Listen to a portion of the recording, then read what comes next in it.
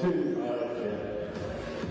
Okay, good afternoon, ladies and gentlemen. Welcome to the English Institute of Sport for this afternoon's session of the World Boxing Cup Finals here at Sheffield. We're going to be starting in about 10 minutes, and we've got 12 fantastic rounds to bring to you over the next 3 hours. So all I ask you to do is sit back and enjoy and get behind each and every boxer. Please refrain from using any social media, not social media, flash photography. Social media can be used. We're using a QR code today. If the chance to take is scan that QR code, and there's a few things on there. We're going to be having a quiz later, an interactive quiz that you can all take part in.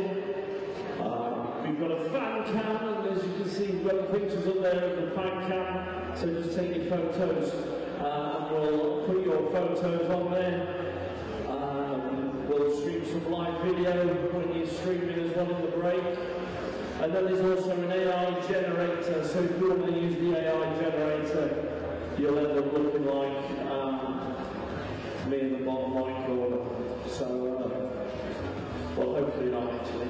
You probably look better than that. So, there's the AI generator, so give it a go. Choose your colour, blue or red, and upload your photos. So, like I say, we'll be starting in about 10 minutes. Sit back, enjoy, and we'll see you soon.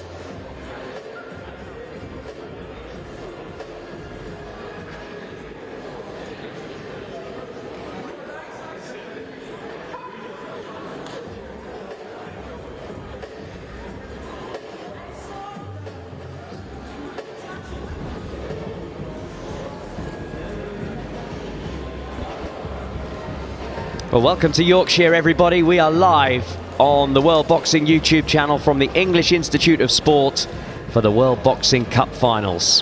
World Boxing started out a year ago with one key aim: saving Olympic-style boxing, keeping the noble art in the Olympic movement.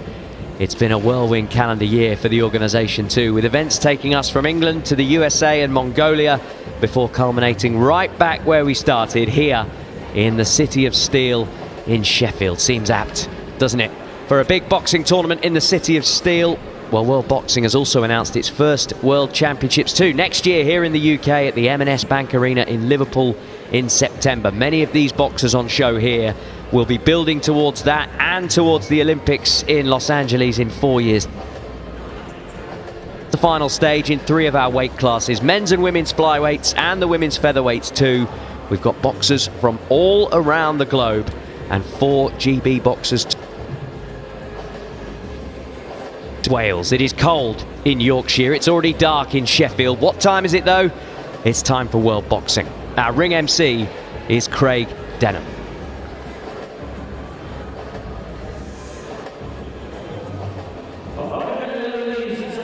Gentlemen, welcome to the English Institute of Sport Sheffield for the first edition of the World Boxing Cup Finals.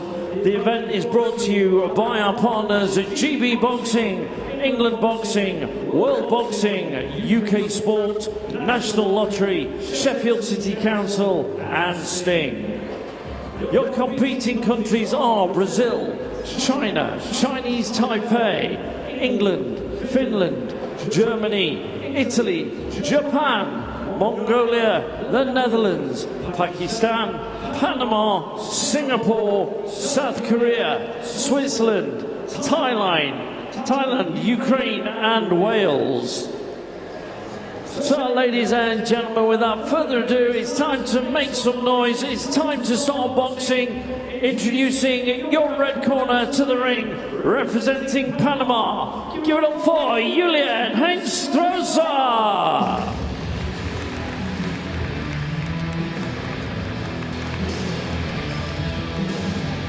So we're almost ready to go. The first ring walk of the evening session on day 2 of 4, live from Sheffield for the World Boxing Cup Finals. Yuliett Hinestroza of travels well. It's her 3rd time boxing in Europe this year. Actually boxed in Sheffield at the GB Open back in January and was beaten in the quarterfinals.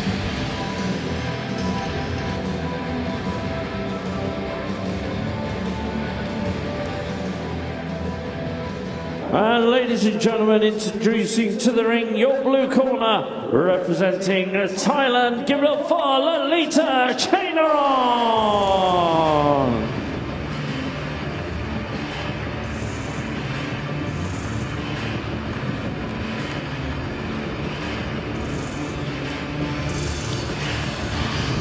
Well, Lalita Chainarong was a bit of a party pooper on the first morning here at the World Boxing Cup Finals in Sheffield. She beat one of the home favourites, Kelsey Oakley, a split decision in the very opening bout of the weekend. Representing World Boxing, Judge 2 representing the USA, Judge 3 representing Germany, Judge 4 representing World Boxing, and Judge 5 representing Italy.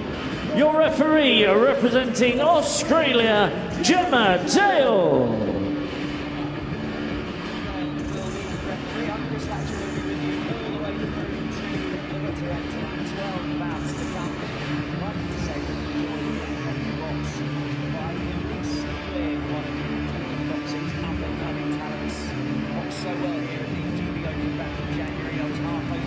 You in the ring, Elise, but it's not to be this time round.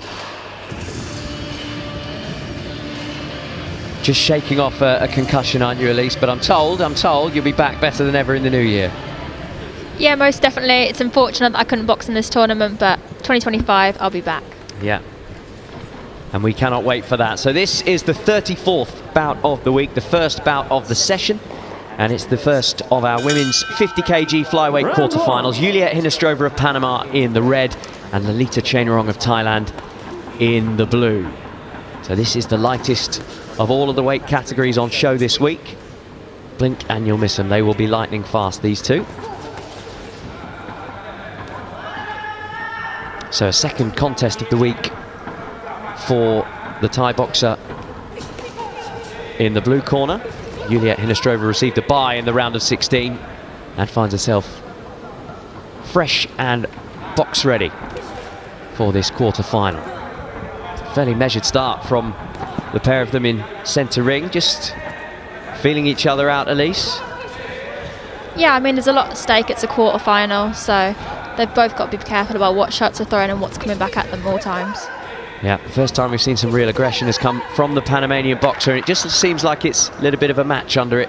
Immediately match for intensity by her opponent in the blue corner. Yeah, I mean, they're both feeling themselves out at the minute. They know there's a lot at stake. I do particularly like Panama's leading left hand at the minute. She's trying to get her range, but all shots are coming back from the blue as well.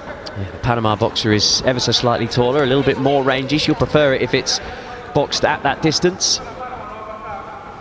Yeah, I mean, I'm a tall, rangy boxer myself, so I know that you have to keep them long at all times. Otherwise, as soon as they close that gap, they've got you. It takes away your competitive advantage, and as the Thai boxer went on the aggression, she just shipped a jab right to her jaw from the slightly longer reached opponent. So back into the centre of the ring. We've had almost 2/3 of this opening round here in Sheffield.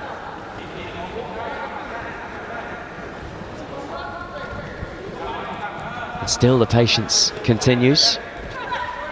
Both boxers swinging and missing. Good lateral movement from the Thai boxer to dance out of trouble.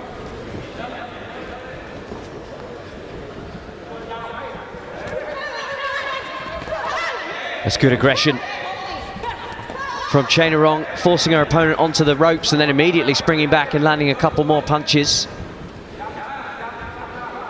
Managing to ever so slightly upset the Panama boxer's rhythm.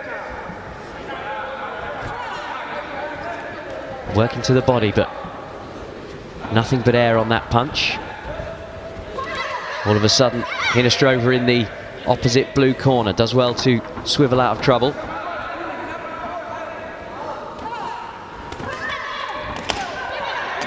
Ten-second clapper goes towards the end of the first round of this evening session here in Sheffield.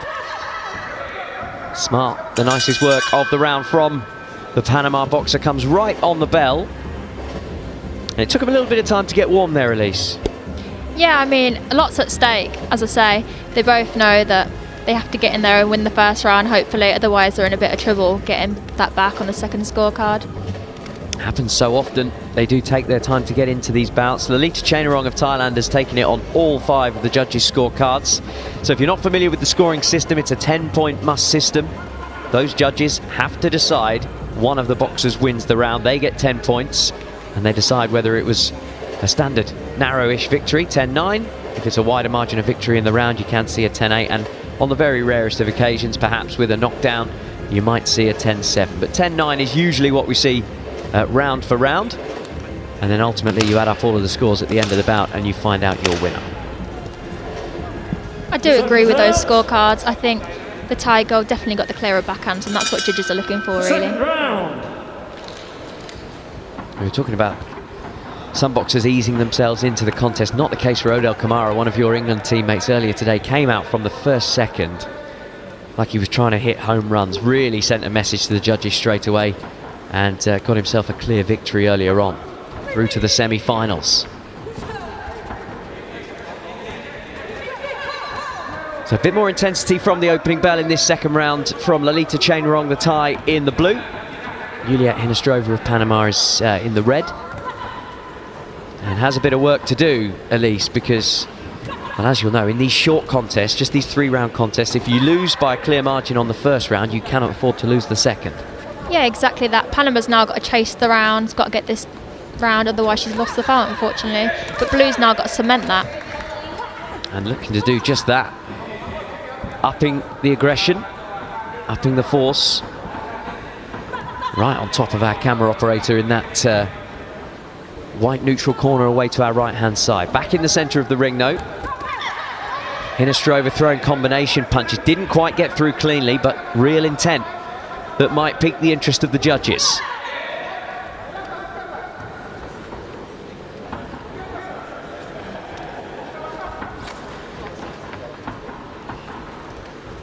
Once again, both boxers just trying to be patient, trying to spot an opening. The aggressive start to the round from Chainarong, the Thai in blue, has eased off, and there you go though. She walked through the fire a little bit there and landed a lead right hook, left hook rather. Good straight single punch from the Panama boxer in red. Yeah, red seems to be toying with the jab quite a lot, but unfortunately I don't think it's been as effective as the blue at the minute, and that's what's probably losing another round at the moment. Yeah, I think you might be right, and the more eye-catching work, even if it is less regularly, is coming from the boxer in the blue, the Thai boxer. Although there's a straight punch coming right up the middle from Hinestroza, the Panamanian. Landed one there as the onslaught came away and bounced into the ropes and out of trouble. Yeah, I think the tactics of the red have been wrong this round though. She shouldn't be on the back foot, she should be trying to chase the round back. The blue is looking more dominant at the minute, and I think she's winning the second round. Yeah, and on more than one occasion as well, allowing herself to get backed into the ropes. Even if she's comfortable in that position, it's what does that message send via the body language to the judges, especially in a round that you must go out and win.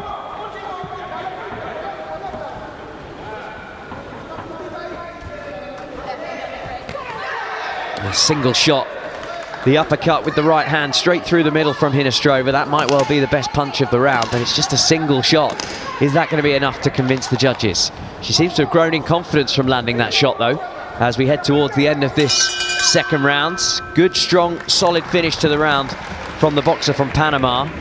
But just a minute earlier, Elise Glynn to my left-hand side, GB boxer, was saying she felt that the Thai was doing enough to win that round. Let's have a look how the judges see the middle round of three. A 3-2 split in favour of the Thai boxer, who is now up by 2 on 3 of the judges' scorecards. It needs to be a whopping great win in this final round for Yuliett Hinestroza to have any chance of finding her way into the semi-finals. Talk us through some of the best of the action from the second round, Elise.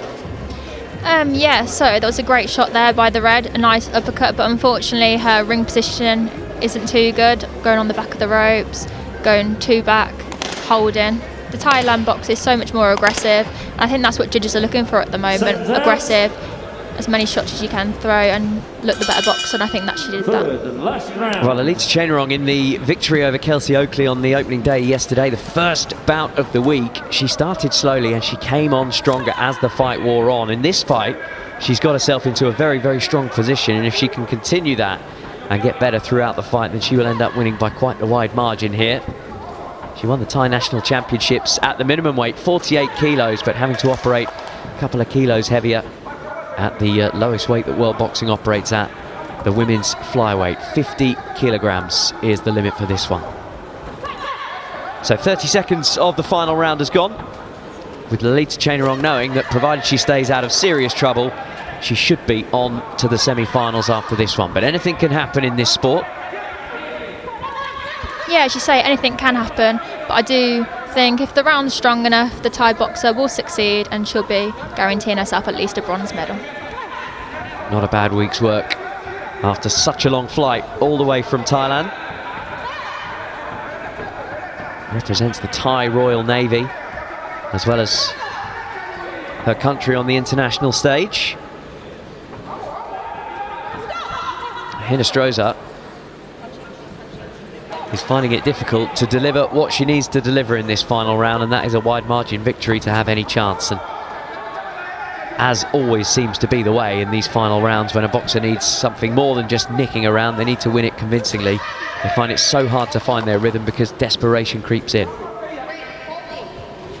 Yeah, as you can see there with the holding, getting tired now. She's lost the last 2 rounds. She needs something massive, and let's see if she can do that. And worth pointing out, the lower the weight, the less chance of a serious force, a knockout stoppage, a referee stop the contest. When you get into the higher weights, it can happen, it does happen, it does occasionally happen at the lower weights, but much, much rarer to see. So Lalita Chainarong is starting to find her confidence, boxing on the outside, really knowing now that the margin is such, and with just 1 minute left in this contest, she's not going to be caught now. Making herself hard to hit because, at the very least... Oh, that's a really great shot straight down the pipe. The referee disagrees, thinks it's a slip, tangle of the feet. We'll have a look at that at the end.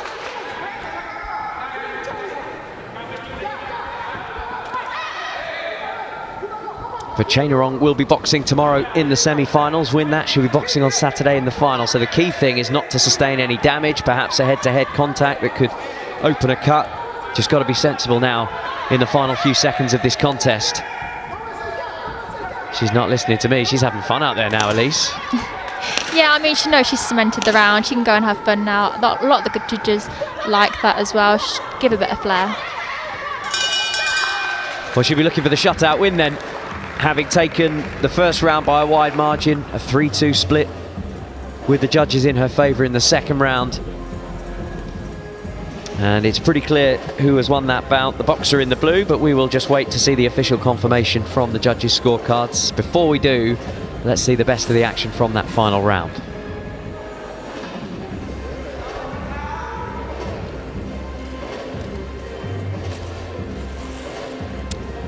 So this is the second angle of what I thought was a knockdown. It is a foot skids away from underneath her, but it's not a trip. There was a punch in there, but I'm not the referee, just a commentator. Okay, so let's get the official verdict from Craig. Okay, ladies and gentlemen, bout number 34. After 3 rounds of boxing, we go to the scorecards, where your officials at ringside score a unanimous decision victory in favour of your winner. Boxing out of the blue corner, representing Thailand, Lalita Chainarong.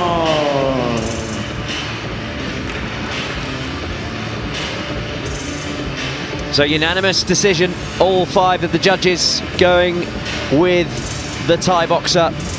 Lalita Chainarong has her second victory of the week, beating Kelsey Oakley yesterday and beating Yuliett Hinestroza of Panama today. Narrow margin on the judge from the USA, but a wider margin on 3 of the other 5 judges. Here's the best of the action from the bout, and very soon we'll be on to our second quarter-final in the women's flyweight division.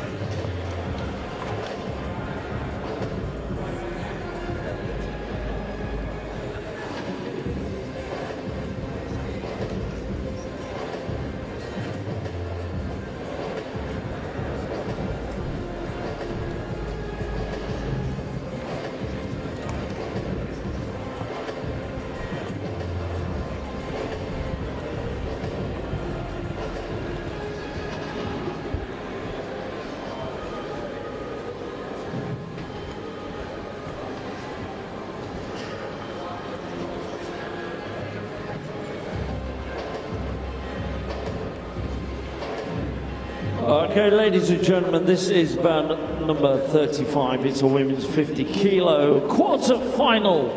And introducing your boxers. Firstly to the ring, your red corner, representing Finland. Give it up for Pihla, Kaivo-oja.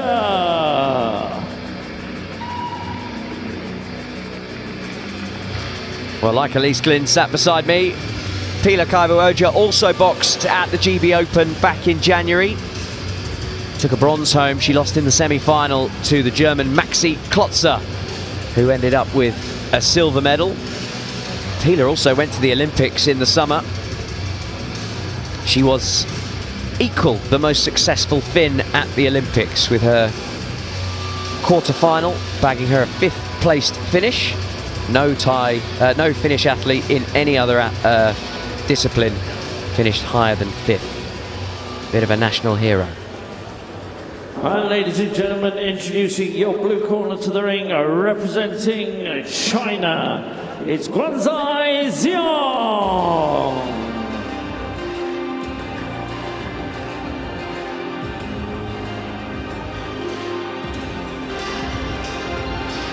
The Chinese are well represented this week. I was actually just up in the GB boxing gym in our interval. Lewis Richardson and Cindy and Gamba being presented with their picture on the wall of champions, and a couple of Chinese athletes were going through their paces ahead of Bounce tomorrow.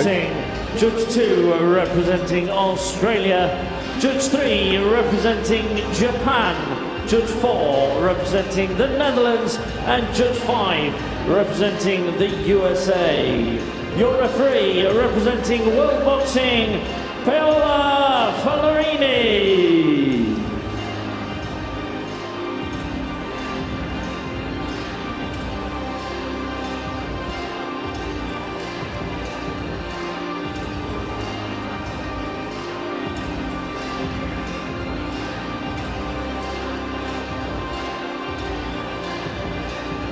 So it's the second bout of the week for the boxer on the left of your screen from Finland, Pihla Kaivo-oja. She boxed yesterday and beat her Brazilian opponent Regina da Gama. That was the second bout of the day. Terrific performance from the young Finn, just 22 years old, but with that Olympic international experience, already terrific experience for one so young.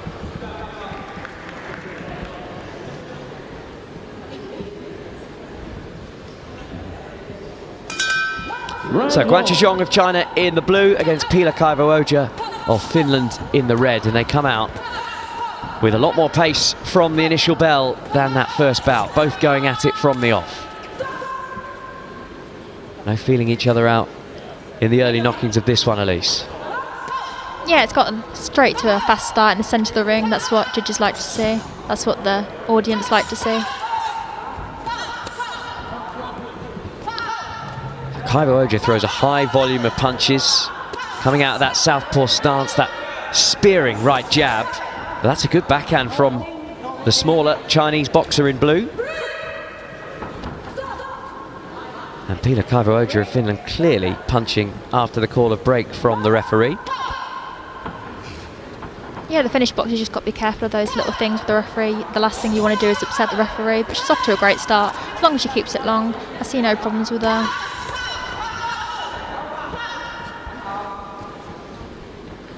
We have had a couple of point deductions across the week, and they really can skew the bout. A bout that seemingly is going one way, all of a sudden a points deduction, and that boxer then has to go back to the well to try and get the job done. The slightly smaller Chinese with the more squat stance is having to get close, and at the moment it's getting picked off by the Finn. Lovely lead right hook from the boxer in red. Yeah, the Chinese girl looks to press forward, but unfortunately she's having a little look at the moment, but who knows, that could change as the round goes on.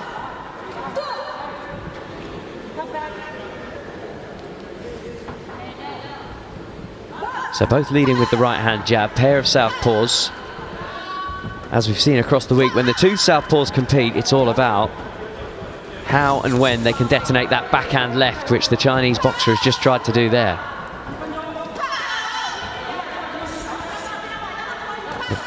The right jab from blue is just pawing away, trying to set up the chance to let that backhand go.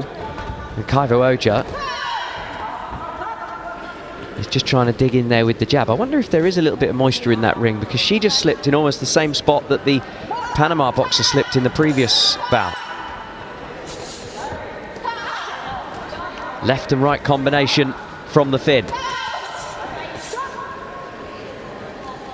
Yeah, with 30 seconds to go now, the finished boxer must just cement this round. I do believe if she carries on the way she is, she will get this round with her long eye-catching shots. Yeah, boxing her kind of fight.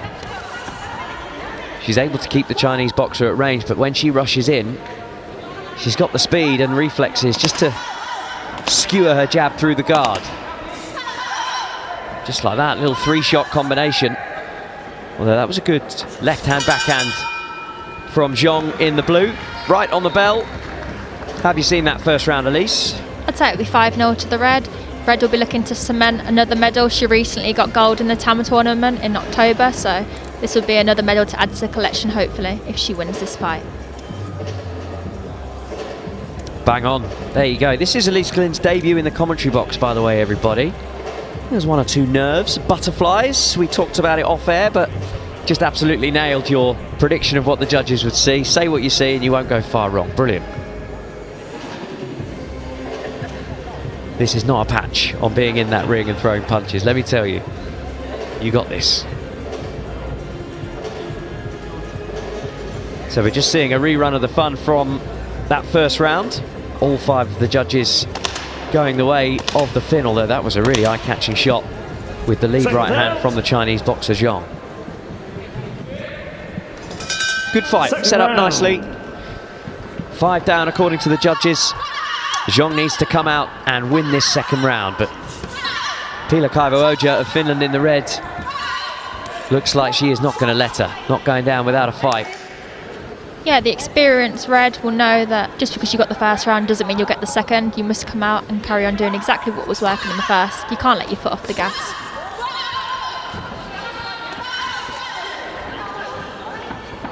And she's not at all. The Chinese boxer, as you would expect, having lost by a wide margin in the first round, is coming out now and trying to impress herself upon these judges. Letting combinations go as well. They aren't landing, but it's an eye-catching work rate. Yeah, Blue will have been told, you must press on, you must press forward. Something wasn't working in the first, let's go and change it in the second, and let's see if she can do just that. Trying to land the double jab. She's managed to work Kaivo-oja back into her blue corner, but Kaivo-oja is perpetual motion, always moving, circling away to her left. She's caught one there to the face, though.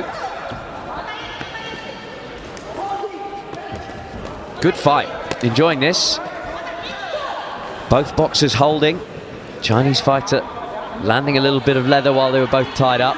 The referee splits them up. Back to the center of the ring we go.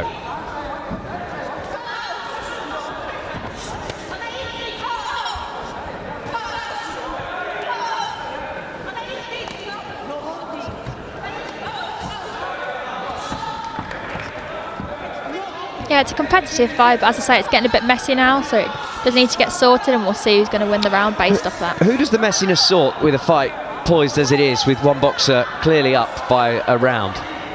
It's literally just a few eye-catching shots in it when it's so messy and tangled. Obviously, the referee can get involved, give point deductions, as you said previously, so it's all about looking eye-catching, keeping it long, and yeah, not getting hit with any silly shots. Yeah, I think the higher volume of punches has come from Blue in this round. That doesn't mean to say she's landed more punches.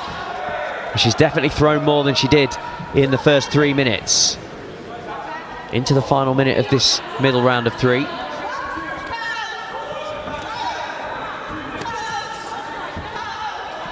Kaivo-oja so rarely sends out one punch, though. It's always a 1-2 or a punch in a bunch. And when she gets in trouble, she'll lock up her opponent's arm. Make it untidy, make her look less neat.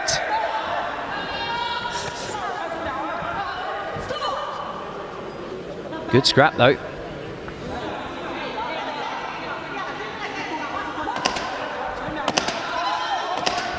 Straight shot got through from the boxer in red. Chinese fighter starting to lose a little bit of her form, getting a little bit ragged, knowing that she needed something from that middle round. Has she managed to get anything, do you think, Elise? I mean, it's a judge's opinion, really. Do they like the pressing forward, or do they like the clean, eye-catching back foot boxing from the Finn? I'm not too sure, to be honest. Our 6th judge at ringside is sitting on the fence, but 4 of our judges are very much not. They are in the China Boxers Garden, and 4 of them have gone in favour. And it means going down the stretch, even with a 2-point lead on one of the judges' scorecards, it's all down to this final round, Elise. Yeah, it's all to play for now. It's a bronze medal fight. They have to be in it to win it, and as you can see, they both are competitive and they both do want it, so it's all on this 3rd round. So you've won medals on this international stage. How much will that play on your mind that this is a bronze medal bout? This is for the medal. The winner goes through and the loser goes home. You must give everything you've got now. Yep.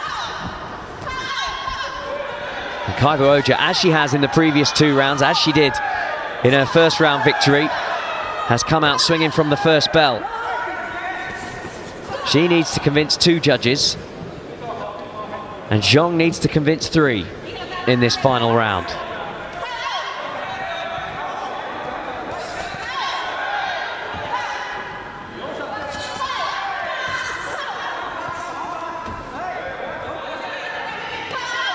The Finn boxer needs to make sure that it doesn't get messy. Blue's pushing forward, pressing on. The Finnish girl needs to keep moving, otherwise she's going to get tangled up with the Chinese girl, and then it will go in favour of the blue, unfortunately. Part of me thought that an untidy fight would benefit the Finn, but it became untidy in the second round and it almost went completely against her. And actually, Xiong has come out really game in this third round. Yeah, Xiong is pressing on. She looks stronger. She looks more confident coming forward. The Finnish girl shouldn't be standing toe-to-toe with her. She's best at keeping it long and keeping it straight, so I think that's what she needs to do to cement this win. Yeah, right up close and physical in the centre of the ring. Kaivo-oja was at her best when she was boxing at range and using her longer reach and her reflexes. Up close and personal, you think, would suit the shorter fighter, the one in blue, and she is showing the best of herself in this third and final round. Kaivo-oja seemingly has stopped throwing the punches in bunches. At most, it's a two combination. The combination work earlier on served her so well. Minute 15 remaining. Yeah, there's just over a minute left now, so this is going to cement the round. Who's going to get that bronze medal and who's going to go through to the next stage? And that's what it comes down to. And the straight punches are landing from the blue-gloved Chinese boxer. Xiong is coming on strong. Still landing the cleaner work is the boxer in blue. Yeah, I have blue up this round. She's shown a lot of grit and determination coming forward. She knows a lot at stake. It's 1 round apiece. So whoever wants it more in this round is going to get the fight, and I think blue's done that. Yeah, 45 seconds to go. Less than. For Kaivo-oja to turn the tide here. Having won the first round on all 5 of the judges' scorecards, she is now up against it. World Boxing bronze medal on the line. Nice single shot from Kaivo-oja, but still, Xiong comes forward. This last bit of the round is all about fitness, and blue showing that she is supremely fit coming forward. And walking through the storm as well, and happy to take a couple of shots to land a couple. And landing one to the body right on the final bell. And we are now in the hands of the judges.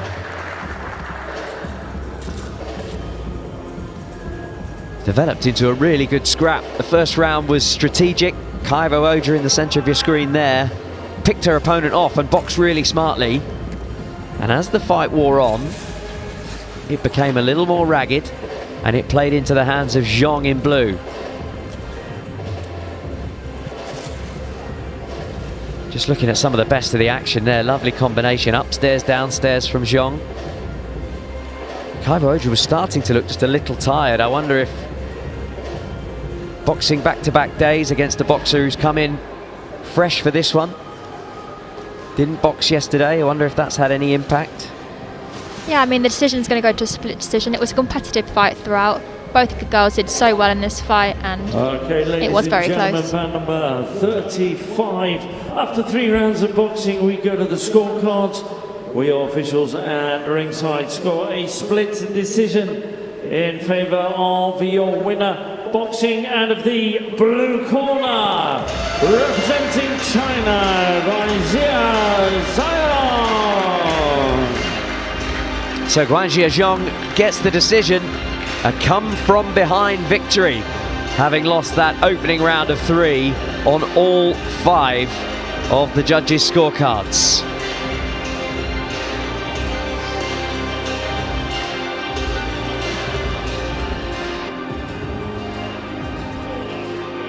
And so there is the confirmation of a 4-1 split decision victory, ultimately winning that final round on all 5 of the judges' scorecards to spin that fight on its head.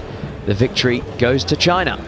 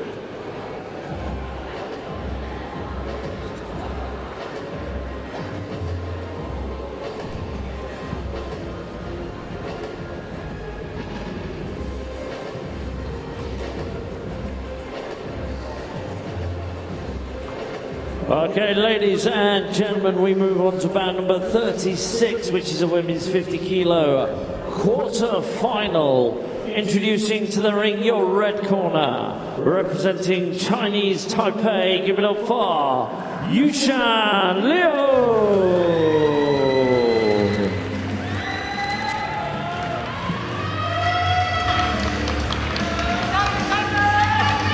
So the Chinese Taipei fans are in tonight to watch Liu Shanyu, semi-finalist at the Asian Under-22 Championships in Kazakhstan earlier this year. Still just 20 years young.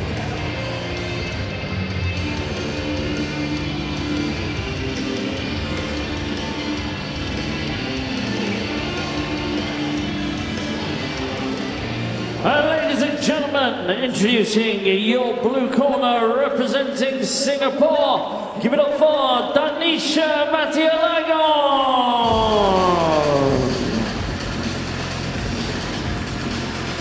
Well, Danisha Mathialagan of Singapore was one of the stars yesterday with her performance on the opening day. She beat Francesca Ricci of Italy, who was boxing on her international debut. But she really put on a show, the boxer from Singapore.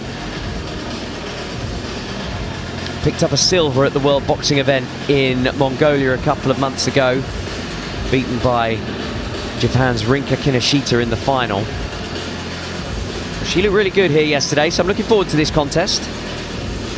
Ladies and gentlemen, your officials at ringside. Judge 1 representing the Netherlands. Judge 2 representing World Boxing. Judge 3 representing World Boxing. Judge 4 representing Germany. And Judge 5 representing World Boxing. Your referee representing Australia, Uchi Otem.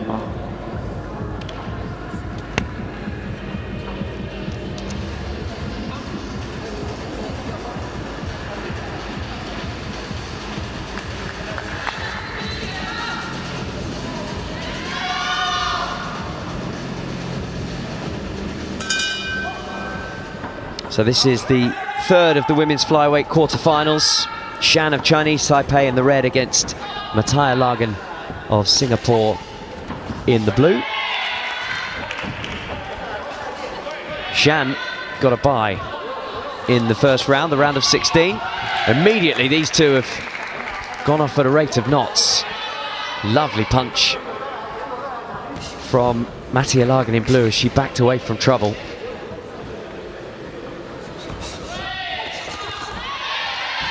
It's nice work on the inside from the boxer from Chinese Taipei.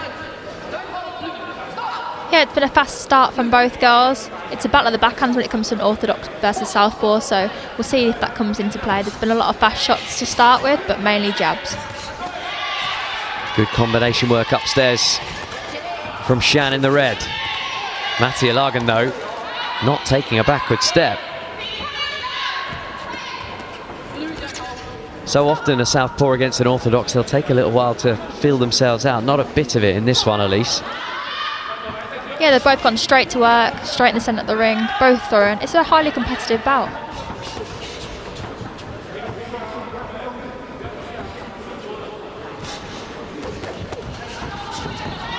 Mathialagan landing one and then getting on her bicycle and backpedaling out of trouble. Trying to land the 1-2 combination. Shan was too cute for it. Both landing from range. And now up close. It's a battle of wills in there.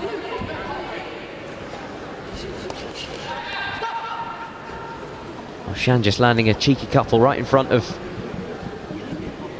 one of those judges on the far side before they were ordered to break. Really sharp up close, the boxer from Chinese Taipei.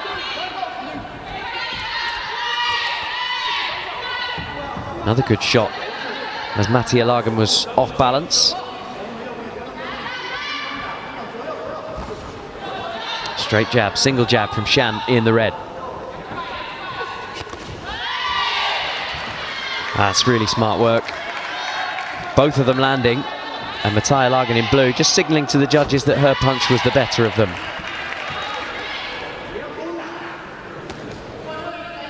into the last 30 seconds of the opening round. Mathialagan trying to show that she's the stronger of the two boxers in the ring, forcing her opponent back to the ropes.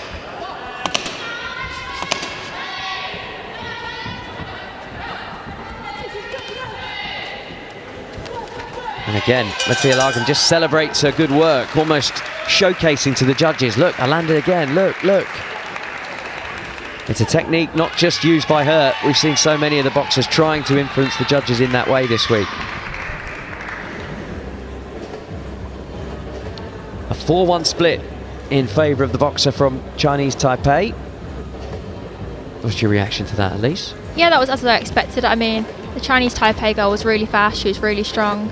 Blue did get some great shots off, but as I say, when she does that signal to the judges aren't going to take that into account, and sometimes they actually don't like it, I've been told. So hopefully she doesn't do that in the second and she gets to work to get the second round. Almost as if to say, I know what I'm doing, I don't need you to tell me. She's got up her store now. I think she's ready to go and secure that second round. She knows she's up against it. She needs to get those judges on her side. Yeah, up and ready to go early. Danisha Mathialagan of Singapore. Round 2.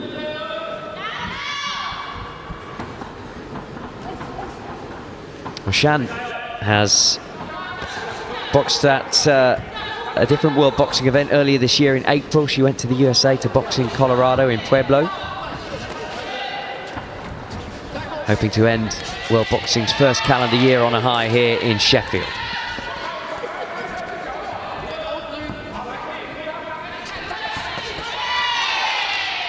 Real exchange going on in that neutral white corner. Shan comes bouncing out of it, catches one on the way in. Swinging that overhand left hand, but Mathialagan saw it coming. Straight jab, follows it up with a combo. The boxer from Chinese Taipei, not ordered to break, even though her opponent was spinning away. Straight back on the attack. A little bit of self-refereeing in there from Shan. I think she expected the break didn't come, so she landed a couple of cheap shots on the inside.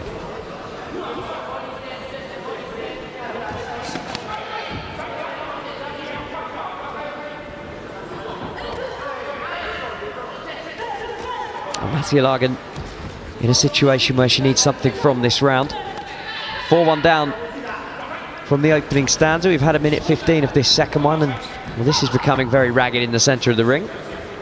Yeah, I think Red knows she's up, she's going to wait, she's going to count on the punches. So, and she's sort of took a foot off the gas a bit, I'd say.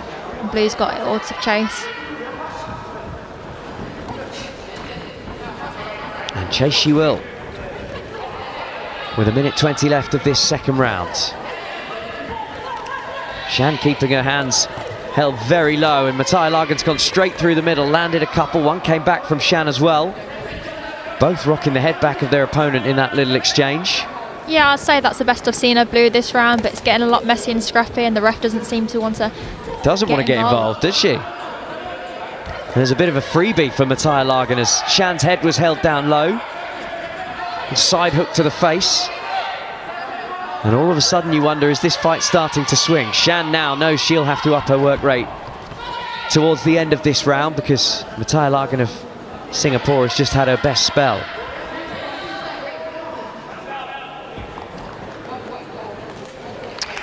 That's a 1 point deduction for Mathialagan, who looks absolutely crestfallen as she looks to her corner. She was enjoying her best spell of this bout, and all of a sudden all of that hard work is completely undone. Now she needs to win this final 30 seconds. Yeah, I think that was a bit unfair, to be honest, from the referee. Both girls have had a bit of wrongdoing in the round. It's been a bit messy at times, but yeah, as I say, the referee's seen what she's seen and she's decided to give that point deduction. So end of the second round. How would that work in that situation? Are we thinking like football, you'll get a warning like a yellow card, keep doing it, it's a red, a point deduction?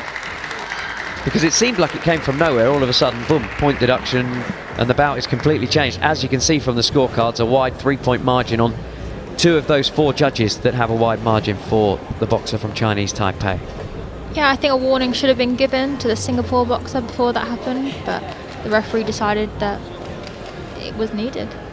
straight in with the points deduction, and it has tilted the fight completely in the favour of Shan from Chinese Taipei, leading by 2 points on 2 of the judges' scorecards, 3 on 1 of the judges' scorecards, which means basically a referee stop the contest is the only thing that could see Danisha Mathialagan of Singapore through to the semi-finals. 3 more minutes of this one to enjoy.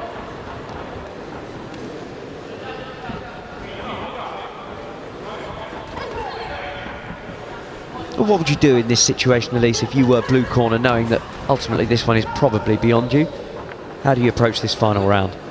You just got to box your best, really. You've got to show your home nation that I can box in the international scene, I can box well, and that's what they'll take into account when they pick you for other international majors.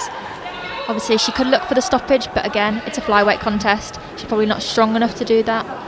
Obviously, her grit and determination will shine through, and she could. We never know what's going to happen, but it's highly improbable. Yeah, so rare to see knockouts in this flyweight division. Shan is still engaging, even though she's got that strong lead. No signs that she'll just back out of trouble. Warning from the referee to keep her head up. Mathialagan was just straightening her head guard when Shan came straight back in. Protect yourselves at all time. Great work on the inside. That lead right straight through the middle from Shan. Another warning to keep the head up for Mathialagan. I don't think we'll see another points deduction, especially with the shape of the contest as it is. The referee really not eager to break up when they get untidy on the ropes. Takes her a little while. Minute 30 of the contest remaining. Does some great blows. That's a really good shot as well, with the winging left hook.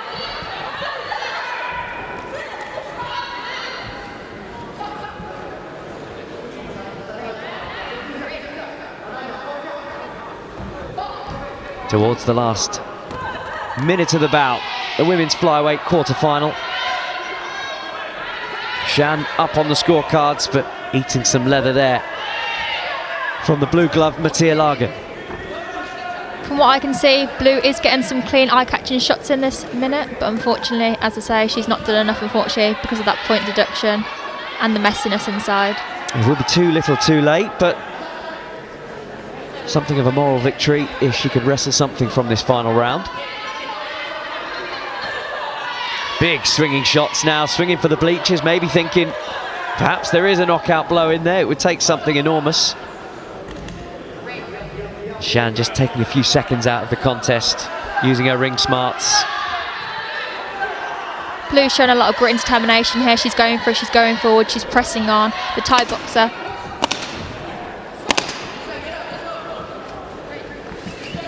And we're going to end the contest in a heap on the floor, it seems, with the two boxers tumbling to the canvas at the end of a hard 9 minutes.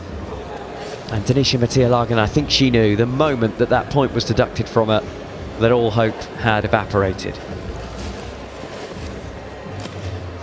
Yeah, Blue's body language didn't look the best just then. I think she's aware that she's lost the decision, unfortunately, which is very disheartening, because obviously you put your life and soul into boxing, you train day in, day out, 6 days a week.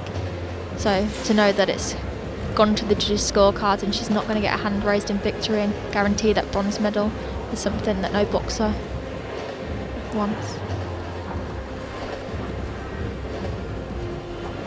Elise Glynn, silver medalist at the GB Open back in January here in Sheffield, alongside me, Chris Latcham, in the commentary box. And I'm told, Elise, we've got you for one more bout, is that right? Yeah, that is right. Excellent.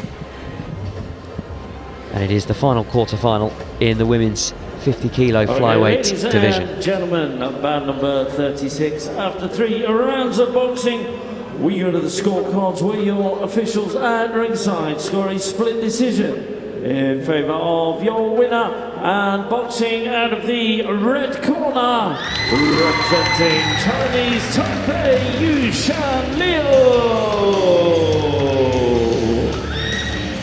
So Shan of Chinese Taipei is our first red-vested winner of this evening's session. Lalita Chainarong of Thailand, Guanxia Xiong of China, and Yu-Shan are the three through to the women's semi-finals in the flyweight division. A 3-0 split decision win, with two of the judges scoring it dead level. So 3-0, 3 bouts in the books, Elise. And we've just got the one quarter-final to come in the women's flyweight quarterfinals. Altantsetseg, LUTSAIKHAN of Mongolia up next against Hikaru Shinohara. We've seen 6 boxers across 3 bouts. Which is the one that's caught your eye the most? Oh, I did particularly like the Chinese girl. I think she showed that aggression and determination, especially after losing the first round. She came forward, she pressed on, so that'll be an interesting semi-final bout. Obviously, it's all to play for. Yeah, Guanxia Xiong coming from behind to beat Pihla Kaivo-oja of Finland in a split decision 4-1 victory, having lost that first round on all 5 of the judges' scorecards. Really impressive from her. And Lalita Chainarong beating Juliett Hinestroza of Panama in that first bout of the evening session by unanimous decision. It's looking like a competitive division, this women's flyweight division. And we now have the final of the quarterfinals to come between a Mongolian boxer and one of the incredibly impressive Japanese fighters. Ladies and gentlemen, this is bout number 37. It's our women's 50 kilo quarter-final. Introducing your boxers to the ring. And firstly, your red corner representing Mongolia. Give it up for Altantsetseg, LUTSAIKHAN.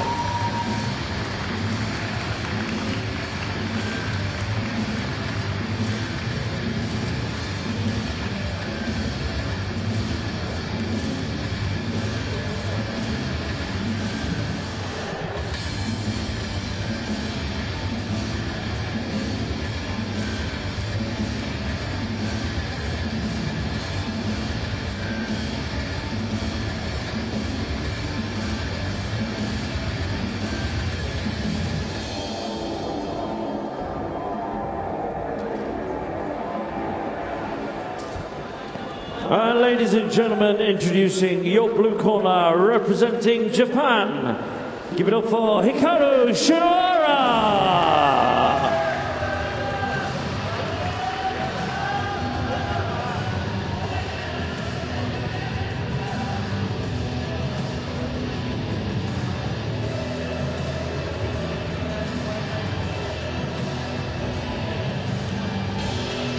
European debut for Hikaru Shinohara from Japan. She's 21 years old.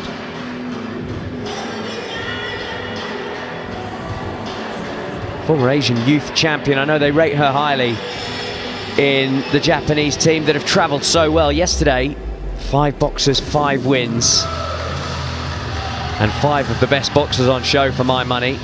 Bit of a mixed bag for the Japanese today. Officials and ringside, Judge 1 representing Australia, Judge 2 representing Chinese Taipei, Judge 3 representing the USA, Judge 4 representing Finland, and Judge 5 representing Great Britain. Your referee representing World Boxing, Jono Mustonen. And so the winner of this contest will know what awaits them in the semi-final. It will be the supremely gifted winner of our last bout, Yu-Shan of Chinese Taipei. Still just 20 years old and looks a real talent. So the last of the women's 50 kilo flyweight quarterfinals, live on the World Boxing YouTube channel, is Altantsetseg, LUTSAIKHAN of Mongolia in the red against Hikaru Shinohara of Japan in the blue. And they are exchanging straight away from the off, with the Mongolian leading out of the southpaw right lead stance. And both of them going right after the prize from the outset. Punches landing to the body from Altantsetseg in the red. Yeah, we have a battle on our hands. This is the last flyweight quarterfinal. The bronze medal's up for stake, and yeah, it's straight from the off. What will have been happening backstage? Will they have had one eye on the rest of the contest, or will they have just been focusing on themselves, knowing that they've got a big chance to secure a medal? Oh, 100% they'll be focused on themselves. You can never overlook an opponent in front of you, regardless of who's won before previously. It's all to play for.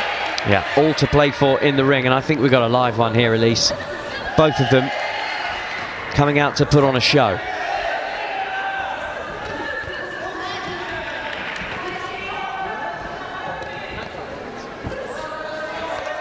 Well, the Mongolian just using her tactics just to hold her opponent in close.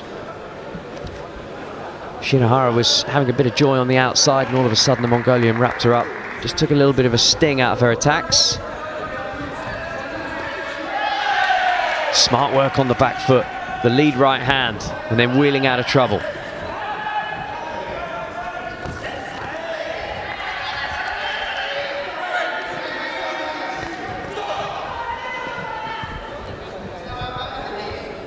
So down to the canvas, but no knockdown, says the referee, just forced under the weight of the Japanese boxer. Altantsetseg, the Mongolian in red, and immediately straight back to the action. Yeah, it's been a firecracker start from both blue and red. Blue's looking to press forward, but red is doing so well to keep on the end of her long straight shots at the moment, picking her up as she comes forward.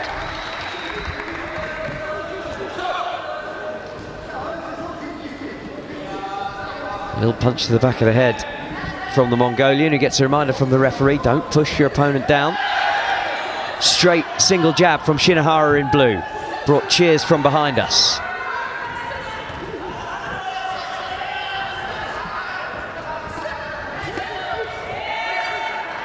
Nice work to the body up close from the red-vested Mongolian. And similarly again, the single shot to the body. The body seems to be where to aim in this bout so far. Both of them having joy.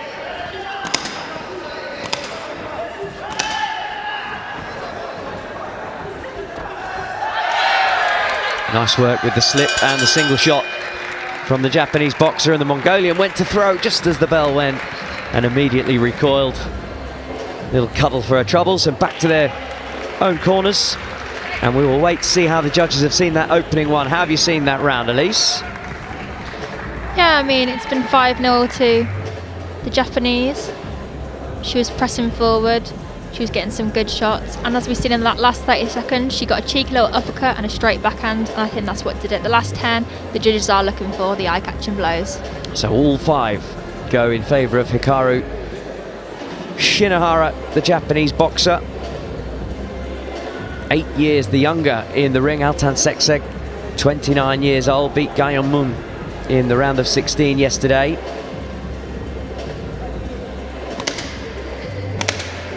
Gaeyeon-mun from South Korea. Seconds out. And Shinohara up on the scorecards, was up out of her seat very early at the end of that 1-minute break and ready to go again. Good sign of confidence from a boxer that. She's taken on board.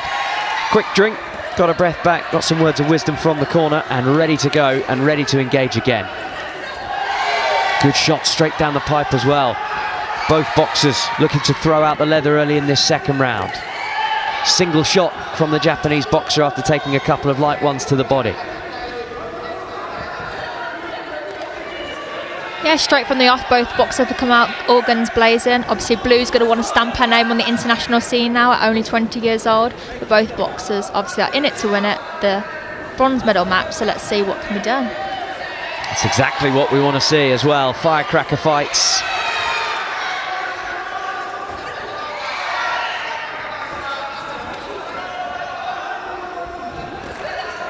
Oh, nice work by the Mongolian to get the punch, but immediately took her foot off the gas and caught a couple coming back. Good single shot from Shinohara in the blue.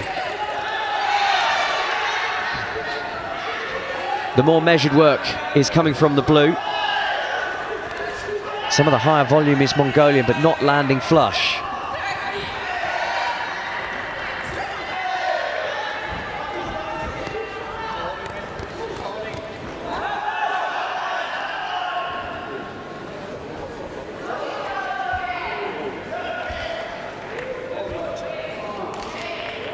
Yeah, as you can see then, Red just got a point deduction with hardly any warning. I have first-hand know this referee. He gave me a point deduction in October, so I know he can be strict, so you just got to be really careful when it comes to certain things that referees do not like.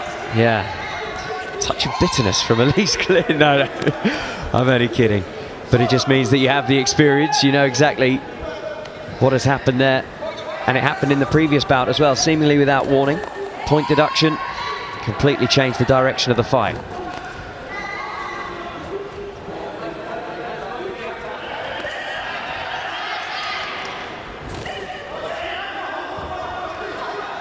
Well, it seems to have taken a little bit of air out of the tyres of Altantsetseg, the Mongolian, in the red. Shinohara landing that overhand backhand right on the forehead of the Mongolian.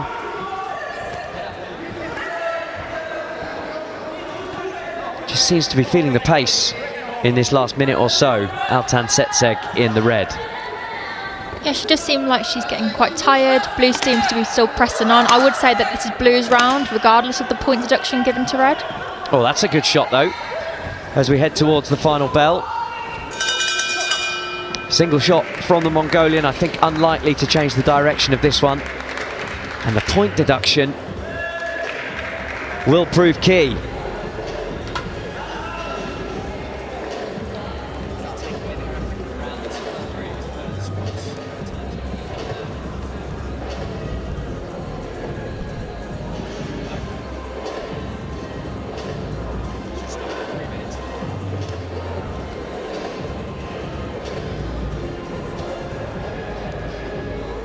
So a 3-2 split in favour of Hikaru Shinohara, and with the point deduction, well, it's a 4-point lead on the judge from Chinese Taipei, 3-point leads on the judges from Finland and Great Britain.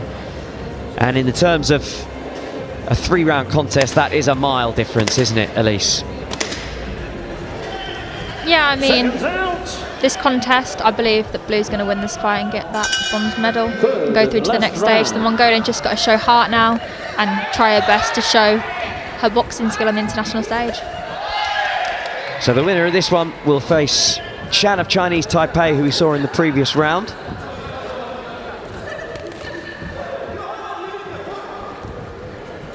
But this is a really impressive performance on the European debut from young Shinohara in the blue. Great defensive work. Saw that punch coming a mile off, ducked her head, swiveled her opponent round, and looked good doing so. Yeah, and what a debut it is. Only 20 years old, coming all the way to Sheffield, boxing, and I think she has guaranteed herself at least a bronze medal in this fight against a strong and game opponent from Mongolia. Brilliant lessons learned in the early career of Hikaru Shinohara, who continues to land good punches, finding the gaps in the Mongolian defence.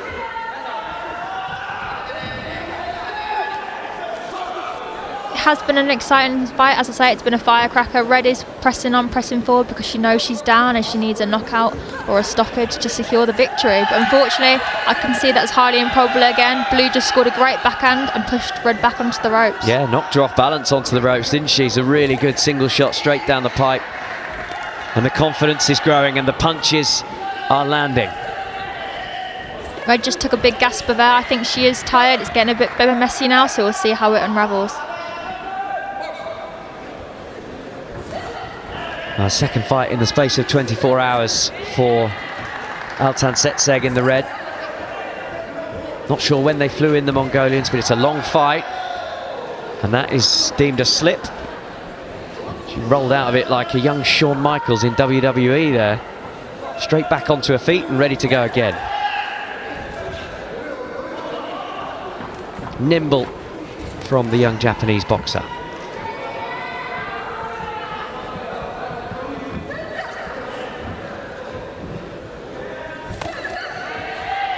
Nice combination work as well. Boxing at the range that she wants to box.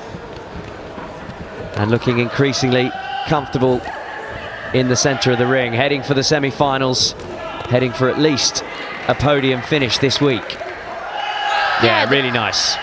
Blue seems to be throwing a double backhand that seems to be working every time. The first one seems to miss, but the second one seems to be such an eye-catching shot to the judges. And with the last 30 seconds to go, it's what the judges are going to be looking for, the eye-catching blows.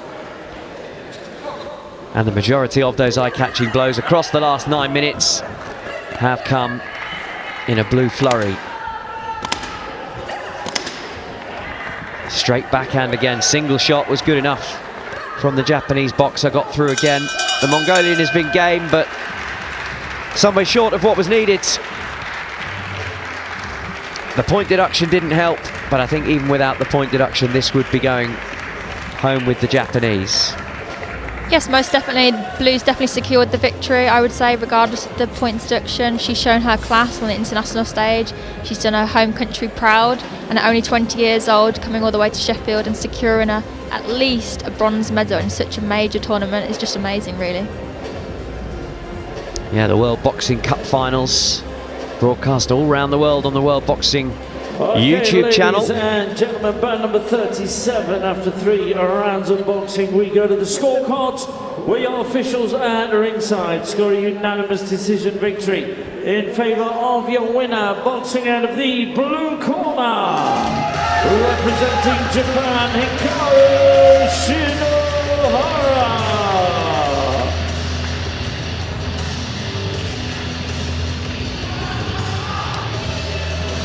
So a good victory, and it draws to a close the action in the women's 50 kilo flyweight division for this evening. The quarterfinals are in the books, and the semi-finals are to come tomorrow, with Lalita Chainarong of Thailand boxing Guanxia of China, and Hikaru Shinohara of Japan, who we've just seen, will go up against her opponent from Chinese Taipei, Yu-Shan. And I have to say, after 4 bouts of wonderful co-commentary, Elise Glynn, your time is spent. Have you enjoyed yourself in the commentary box? Yeah, it's been great. Thank you for having me. It was something different, and I did enjoy it. Well, it's good. We've enjoyed having you, and we hope that the next time we cover a world boxing event with GB boxers in action, you won't be sitting here, you'll be in that ring. Get well soon. We'll see you soon. Thank you.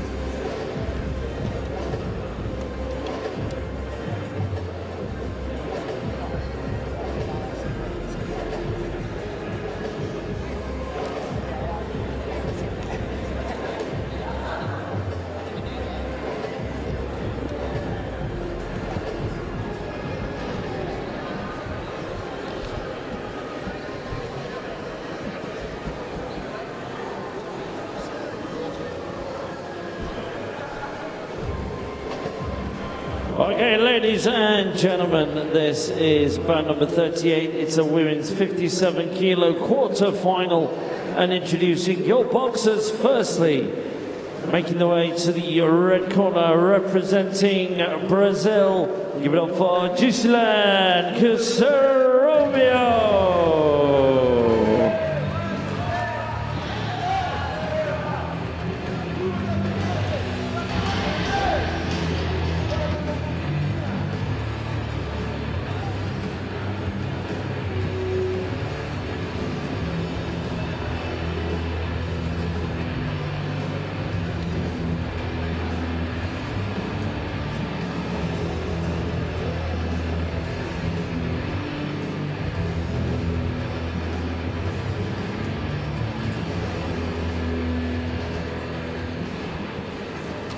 Ladies and gentlemen, making the way to the blue corner, representing Japan, give it up for Satsuki Yoshizawa.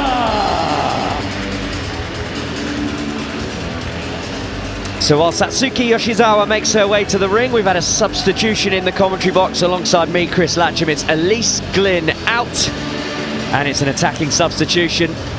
We've traded in the GB heavyweight Isaac Oko. Hi Isaac, how are you getting on?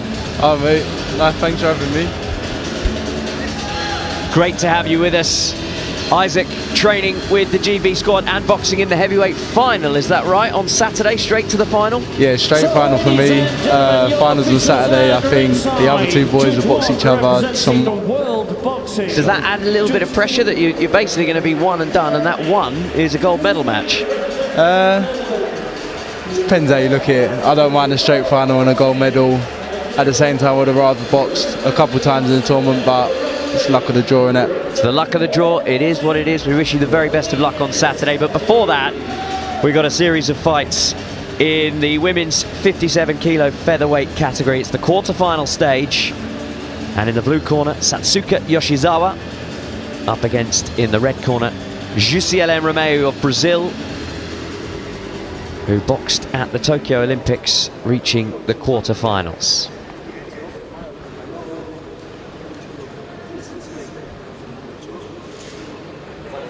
So a step up in weight from what we've just been watching in the women's flyweight category.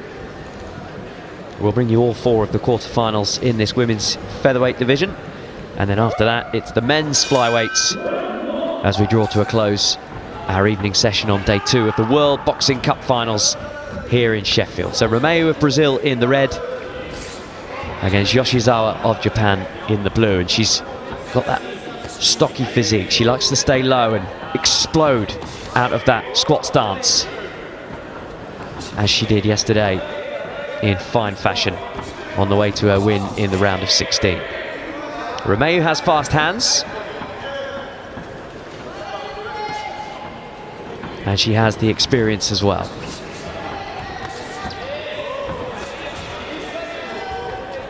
There's certainly explosivity in the pace of both of these boxers.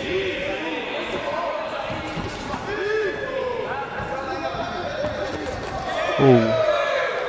Just jumping in there with the left hook. Always jumps in with the left hook. It's a go-to move.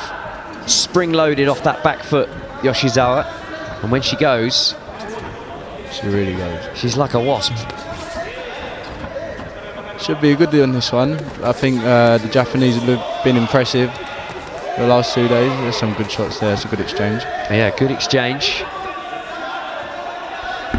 It's interesting that the shorter fighter seems to like boxing on the outside, but then bouncing into range and bouncing out of distance. Yes. You would imagine that that would be the fight that Romeu would want as well. Yeah, she goes for a bit of a walk, and all of a sudden that's a good shot.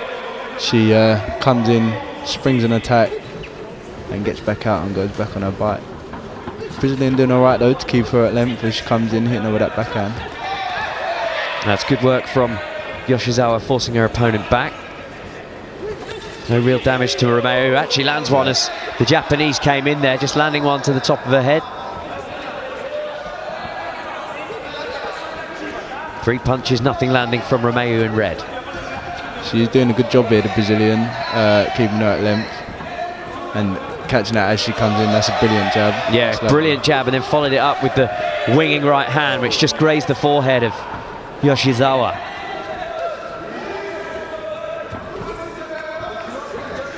So the featherweights carry extra power but still have the pace of the flyweights that we've just been watching. Yeah, a lot of shots going in here, some good exchanges. The Japanese starting the exchange every time and the Brazilian finishing the exchange. Just trying to pick her off, isn't she? And getting the better of most of those exchanges so far in this middle portion of the round. 17 seconds to go as we work towards the first bell at the end of this opening 3 minutes. Yoshizawa having none of the luck that she had yesterday with that spring-loaded pounce.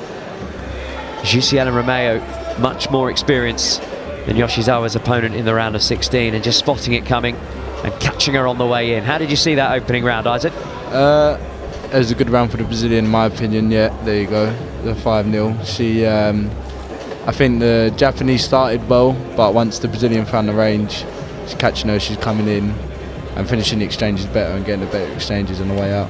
Well, we'll see the best of the action right here. I want you to tell us about a little story that just happened as Lewis Richardson and Cindy Ngamba, your GB teammates, were just being presented with their picture on the wall of champions in the GB boxing gym, and Rob McCracken, the legendary GB trainer, had a chance meeting, a bit of a historic meeting with a member of your family. What happened there?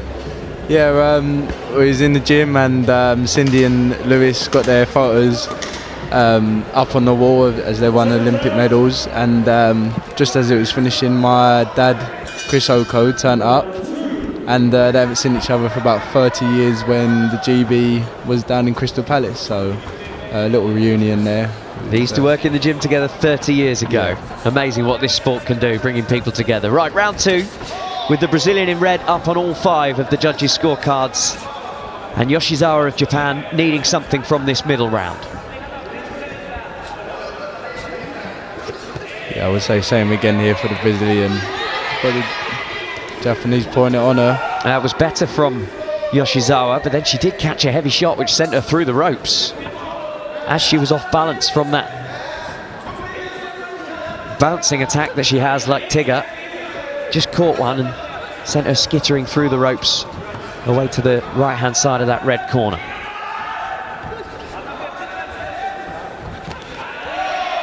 Good single shot again from Romeu as the Japanese came in. She's catching her every time when she bounces, which probably doubles the velocity of the punch. I think what the Brazilian's doing is not over moving and timing her as she comes in, because if she jumps back as the Japanese jumps in, she's going to get caught with them big hooks. But she's doing a brilliant job of timing it as she comes and then moving. Good analysis from Isaac Oko, GB heavyweight, starting a big 4-year cycle with a World Championship on home soil in 10 months' time. But this fight is really kicking into gear. Yoshizawa needs something from the middle round, and she knows that, and she's trying to force the pace. She's picked it up here, the Japanese girl. She knows she needs a good round here. High skill, though, from Romeu in the red. It's a nice single shot straight down the middle from Yoshizawa. She didn't need to jump in for that one. Romeu in red is a Pan American Games gold medalist. She's operated at a high level. Yeah, she looks like she's got a wealth of experience here, but Japanese giving her a good go. A minute left. I think the round's still up for grabs, really.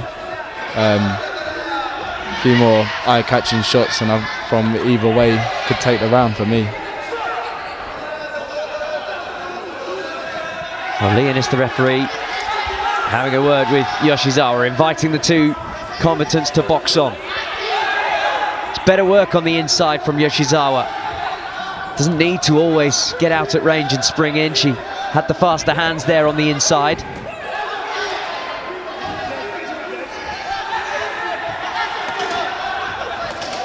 Nice jab straight down the middle from Romeu, just to counter the advancing Yoshizawa. End of the second round, a round that Yoshizawa needed something from. Lost the first one on all 5 judges' scorecards. Isaac, round 2? Closer round for me. I wouldn't like to be a judge of that one. Fortunately, you don't have to be, because we have 5 judges around the ring. It's a 3-2 split in favour of Jucielen, Cerqueira, Romeu. And that gives her a wide margin, even though 2 of those judges are level at 19 all. The fact that she's got a 2-point lead on 3 of the judges means that something magical would have to happen to keep the Japanese in this tournament. Yeah, I don't think you can really argue with that one. It was a lot closer around. 3-2, close as you can get from a round in terms of judging. Obviously the Brazilian's up and 3 scorecards, so I think she'll just control this round and see it through. So Yoshizawa won gold at the World Boxing event in Mongolia a couple of months ago. This being the quarter-final stage. Win this, bag yourself a medal. But she has this final round and really needs either a referee stop the contest or a wide margin victory in this on all of the judges' scorecards to get it. You very rarely see it. That's not to say it can't happen. Good shot there from the Brazilian. Japanese going for it. And therefore opening herself up. Yeah. She has to go for it. Simple. And Romeu will know that and will expect it and will try to pick her off.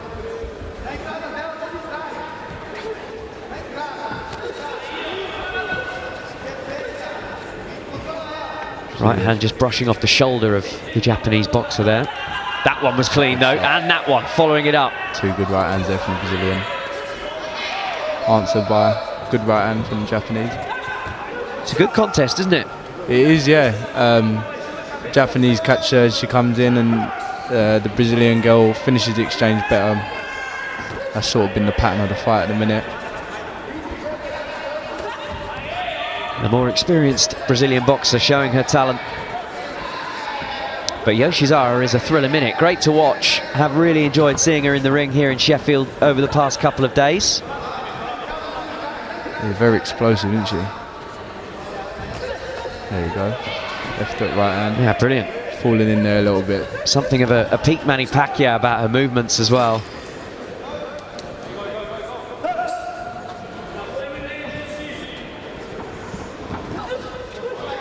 Trying to work the body, Yoshizawa. Romeu slipped out.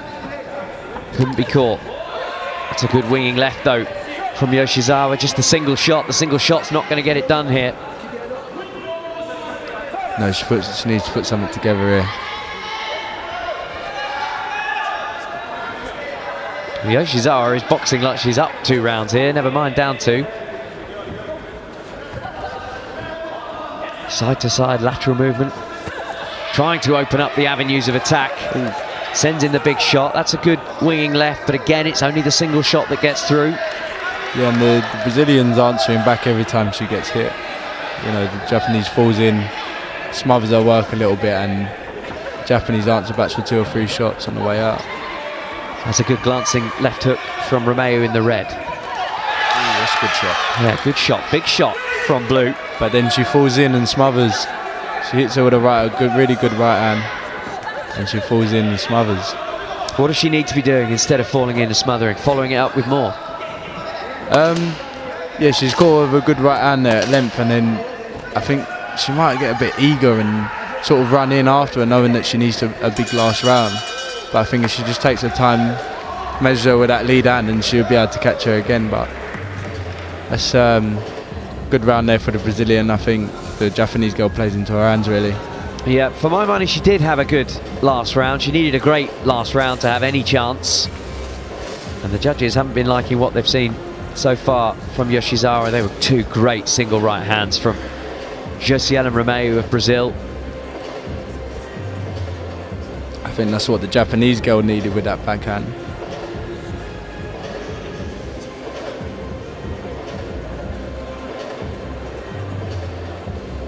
Yeah, there wasn't enough combination work put together by Yoshizawa in the final round that she needed to win by a convincing margin to have any chance with the lead that the Brazilian had built.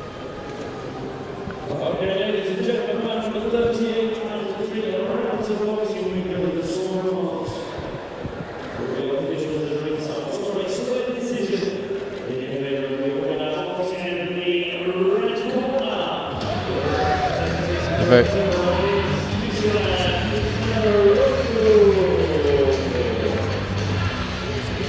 So Sheffield is red for this bout. Jucielen, Cerqueira, Romeu getting the split decision victory, and we'll bring up the scores on the screen just to break down exactly how the split worked among the judges. A 3-2 split, but a wide 3-2 split, with Yoshizawa winning by 1 point on 2 of the judges' scorecards, and the Brazilian winning by a much wider margin on the other 3. Yeah, brilliantly boxed from the Brazilian in my opinion. First 2 rounds was clear, kept her at length, caught her as she come in, built the lead and controlled the 3rd round.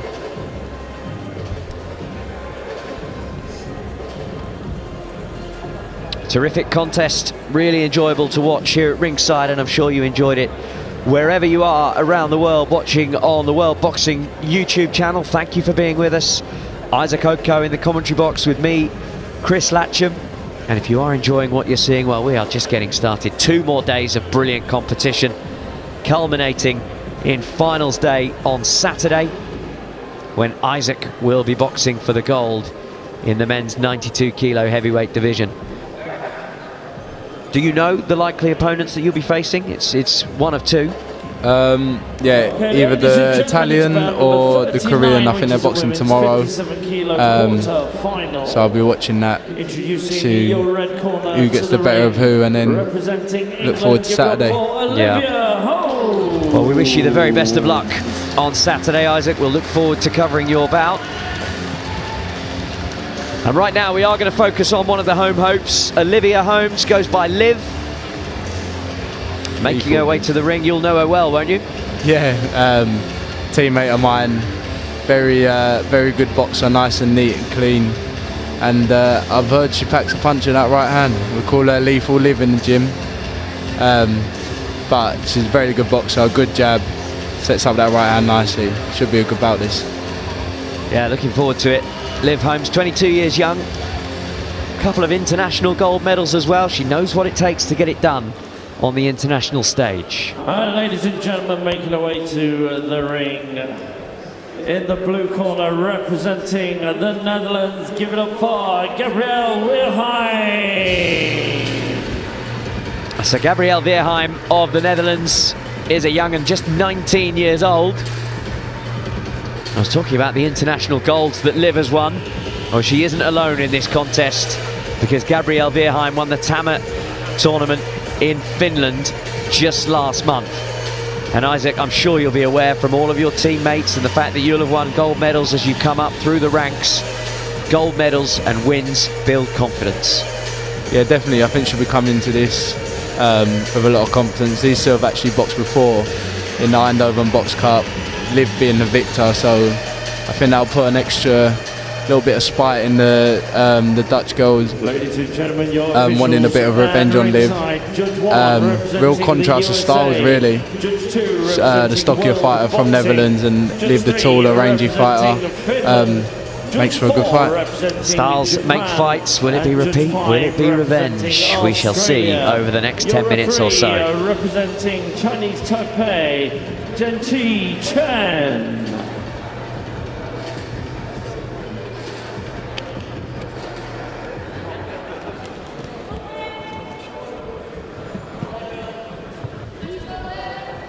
So repeat or revenge is the question. Liv Holmes in the red corner representing England up against Gabriëlle Weerheim, 19 years old from the Netherlands, in the blue, and she started at pace. They both have. She's a fast starter, this Dutch girl. Comes out flying start of every round. I think Liv just needs to use her attributes, keep it nice and long as she did there. Yeah, nice long 1-2. Boxing at range and landing the combination straight down the middle. It's rough and tumble from Weerheim, isn't it? Yeah, she's not too dissimilar from the Japanese that we just seen there. Goes for a walk and springs in with a combo. Well, styles make fights. It's a cliche you so often hear in boxing, but it seems to work as it did in the last fight, and indeed here. The contrast of styles makes for such an intriguing contest. Yeah, very similar sort of fight to the one we just seen. You know, smaller, stockier opponent who fights in bursts, and a taller, rangier opponent. It's just who can execute the game plan better on the night. So winner of this will go through to the semi-finals, which guarantees bronze medal. And that's a push, not a knockdown from Liv. Just trying to show in the ring who can be the stronger. Liv Holmes actually already won a medal in this very arena, a bronze medal at the GB Open back in January. Lost to the eventual gold medalist, Maud van der Toorn of the Netherlands, where Gabriëlle Weerheim is from. Good exchange there, both landing shots. Yeah, really good exchange, and that was brilliant work from Weerheim, who ducked to the right and landed a punch right up the left-hand side. Yeah, she's stepping off, giving some nice angles here.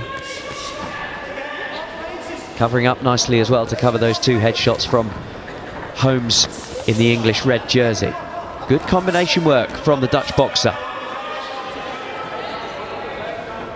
I think this round's still up for grabs, very close round. Into the last minute of a very close round, as Isaac Oko has told us. This must be wetting your whistle for Saturday. No doubt he wants to get in there. Oh, Weerheim caught one to the head as she was off balance. Did well to keep her balance, actually. Liv just setting up that right hand there nicely with a long jab. Yes, the little short right, wasn't it? Knocked her off balance.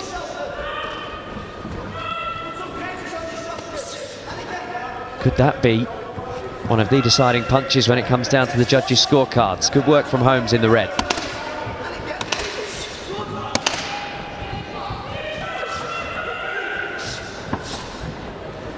Weerheim trying to force the issue right up to the final bell. Little touch of gloves from the two boxers as they go back to their corners. If you can tell us this without the red tinted spectacles of being an England teammate, how did you see that first round, Isaac? I think that was a close one. I think Liv started well with a long stuff, and as the round went on, the Dutch girl come into the fight more, stepping off of the angles. Yeah, again, I wouldn't like to judge that one.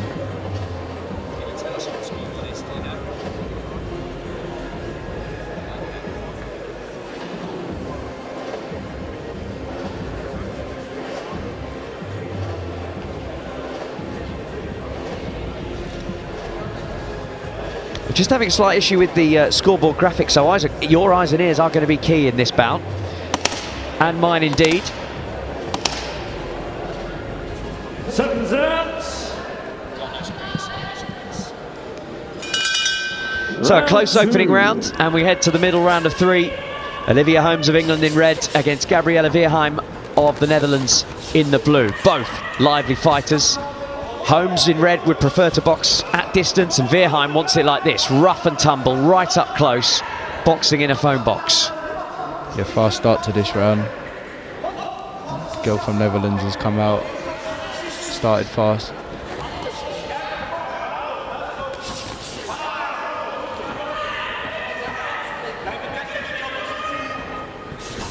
So Holmes now stalking her prey, has her opponent at the kind of range that she wants to box. Exactly, doesn't want Weerheim up under her chin. No, she got her hair right exactly where she wants her. She needs to let her hands go here. That's better.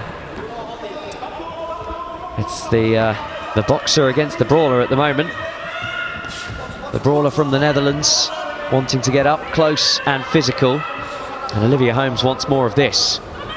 Boxing at the range, trying to pick her shots. She's backed her opponent up into her own blue corner here. On a body language tip, that's a good thing, and then landing punches like that is even better.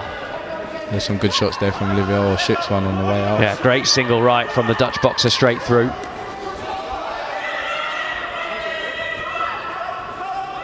She started fast, this Dutch girl, and now I think she's had a little breather, and now she's back to letting her hands go. There's some good shots at range from Olivia Holmes. Yeah, she's boxing nicely in the mid part of this middle round. This is the distance she wants. The single shot's being thrown out. Now 1-2 combo. It's lovely. The second shot from the backhand got through. There's some good boxing here from Olivia. Them straight shots. She's catching her as she comes in. The Dutch girl smothering her work as she comes in. It's a mirror of what happened in the last bout. Yeah. With the boxer wanting to spring load and box up close and just getting picked off. I think the Dutch girl's slowing down a little bit here. Well, she's gone off at a ferocious pace. And even though these 3-round short contests, they're not quite a marathon, but if you sprint all the way through, you'll find yourself in deep waters. Yeah. Thank you for finishing my sentence. I was in deep water myself.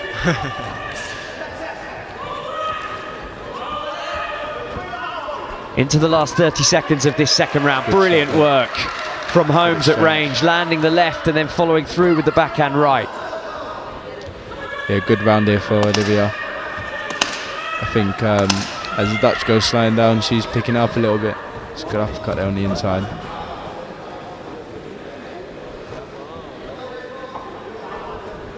And so with both boxers falling to the canvas, no knockdown, we will go to the bell at the end of the second round. And the boxers will take a well-earned break after a high-energy contest so far. Any ideas on the scores? Anyone just to get this up this round?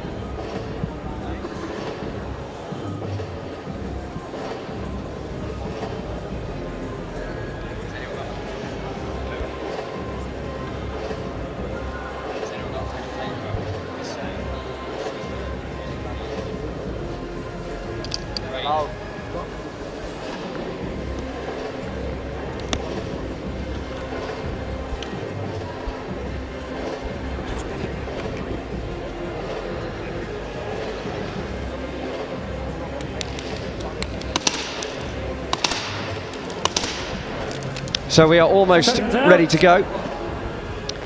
Just being told, we are having 1 or 2 issues with the graphics on the scores, but I'm told by the judges at ringside that this is dead level as we go to the final round, which makes me excited for what's to come in the next 3 minutes, Isaac. Yeah, it should be a good round this.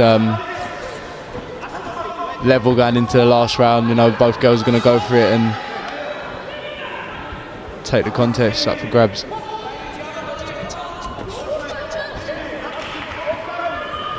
So it's all on this. Yeah, both girls are going to go for it in this round, I think. It's all up for grabs. Ooh, ooh. A little punch around the back of the head. And Olivia Holmes gets told, that's because you turned around. She was hoping for a little bit of support, I think, from the in-ring referee. Nice combination work just to force the Dutch boxer back onto her heels. Again, this is the distance that Holmes wants the fight at, but Weerheim has no interest in staying at that range. She wants to be up on the inside. Yeah, someone needs to take this by the scruff of her neck this round. It's all up for grabs. Someone needs to push the pace. Crowd finding their voice as well here at the English Institute of Sport. Yeah, great exchange, and the single right shot was the one that really told from the Dutch boxer. Good movement from Weerheim. I think she's getting confident. Yeah, I think this is where Liv needs to work when she takes her break. Not let her rest. That's a good shot. Yeah, two shots straight through the middle. Three. Last one landing there. I think this is where Liv needs to pick it up as the girl from the Netherlands is taking a rest. She's going to spring an attack in a minute. And there comes the spring. Down she goes. Another untidy tumble to the canvas, but no knockdown. The referee will dust off the gloves and we will get back underway. A minute left in the contest. Oh, it's a good shot there. She comes in from Liv. Good backhand. Close contest, hard to split them. We came into this decisive round at 1 round apiece. Very close this. All on this. Fairly soft shot from Liv, but it was a straight shot and it sent her opponent wheeling backwards. That's a nice 1-2 combo with the Dutch boxer up against the ropes. Yeah, Liv pushing the pace here. Caught with some good shots. Both girls tired, I think. Just Holmes with the single shot to the body. Weerheim calls her on. 24 seconds left to go. This could be the final moments to win the judges over. Weerheim throws a couple, lands on Olivia Holmes' gloves. 10-second clapper. Oh. They'll box right up to the bell here. Good shots being exchanged. Terrific contest. And both of them feel they've done enough to get the job done. Yeah, very close contest. As you know, 1-1 going into the last round. Again, another close round in the last round. Once again, I would not like to be the judges on this one. It's the life they choose. It's the responsibility that they have called upon themselves. And we will await for the official confirmation of the result from our ringside MC, Craig Denham. Okay, ladies and gentlemen, about 39 after 3 rounds of boxing. We go to the scorecards where your officials and ringside score a split decision in favour of your winner, and boxing out of the blue corner, representing the Netherlands, Gabriëlle Weerheim. So the victory goes to the Netherlands, and the blue corner, Gabriëlle Weerheim, has got the win over her older, slightly more experienced opponent, an opponent who had beaten her before at the Eindhoven Box Cup. So Holmes had beaten the Dutch girl on Dutch soil, and now Gabriëlle Weerheim has turned the tide. Yeah, good fight there, another close one. Girl from Netherlands getting avenging her loss. Should be very pleased with her performance. Okay, ladies and gentlemen, so lessons to be learned always when boxing on this international circuit.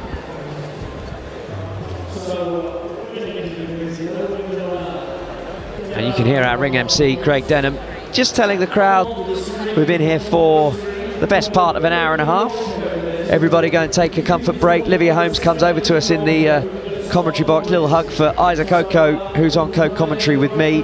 We are going to take a short 10-minute break before we come back for the final 6 bouts of the evening session. Couple more women's featherweight quarterfinals to come, and then we've got all 4 of the men's flyweight quarterfinals. Just a very quick question, if I'm not going to break any confidences, Isaac, what was said there between you and Olivia Holmes as she came over briefly? No, I just said well done. No close fight.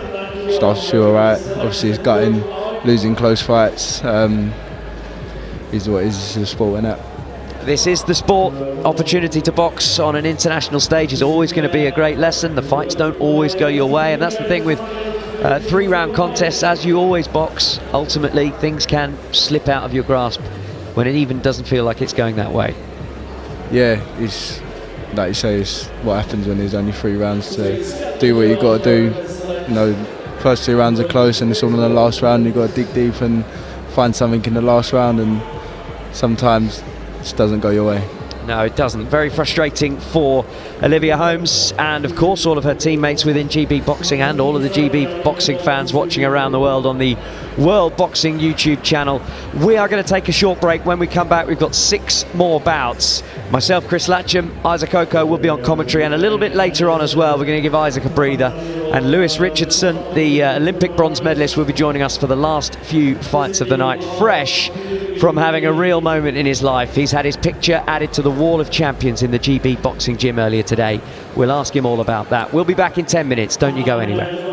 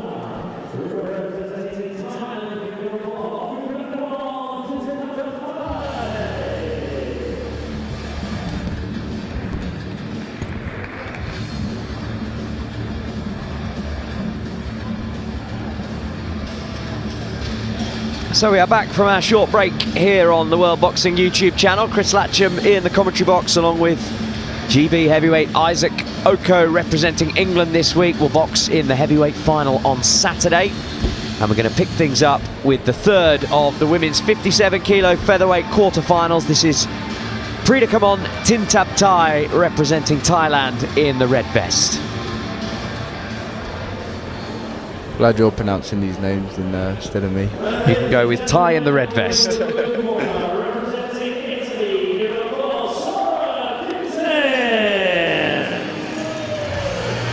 So we've seen a couple of international debutantes so far this week. This is the second of the Italian international debutantes. Sara Pincin is making her way to the ring, just 20 years young. Up against a really experienced campaigner as well in the Thai boxer who this year has boxed in Italy, Bulgaria, Kazakhstan and Turkey.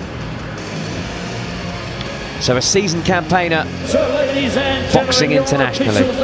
Inside. Judge 1 representing Germany, Judge 2 representing World Boxing, Judge 3 representing Australia, Judge 4 representing World Boxing, and Judge 5 representing World Boxing.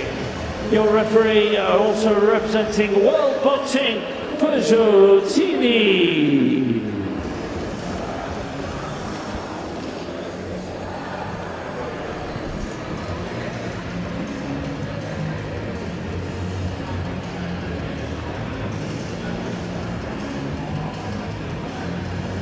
So the third of the quarterfinals in the women's featherweight division kicks us off after our short interlude. And it's Preedakamon Tintabthai of Thailand in the blue, in the red, up against Sara Pincin of Italy in the azzurri blue that her country so often wear.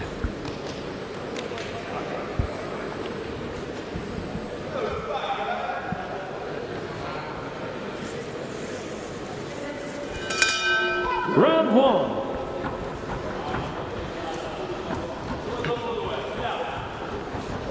So straight to the centre of the ring for the young Italian, and immediately being walked backwards by a slightly more experienced opponent.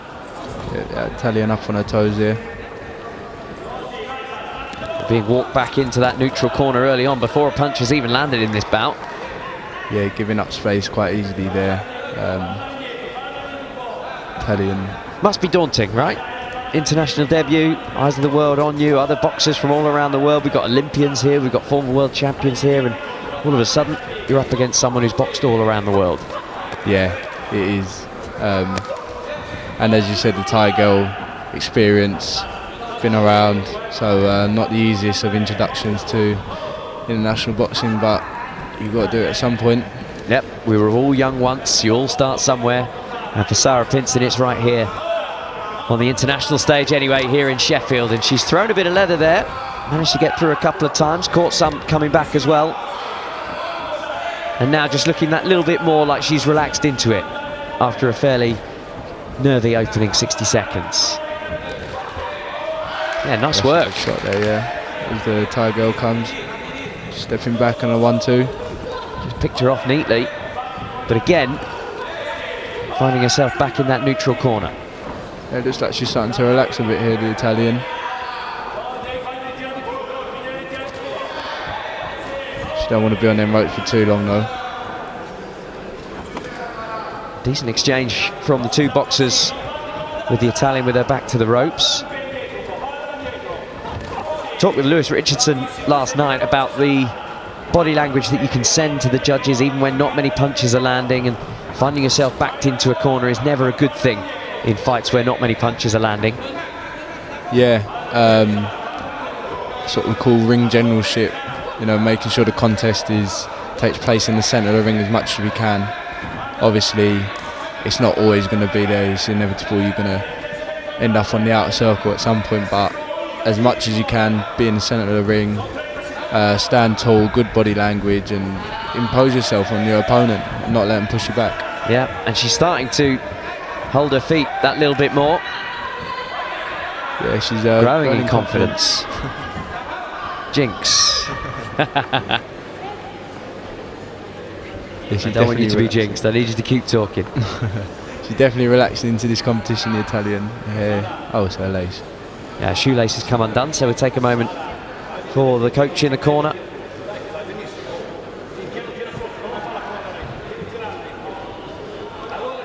Quite, I don't think anyone's really took control of this round so far. I'd say it's been pretty close.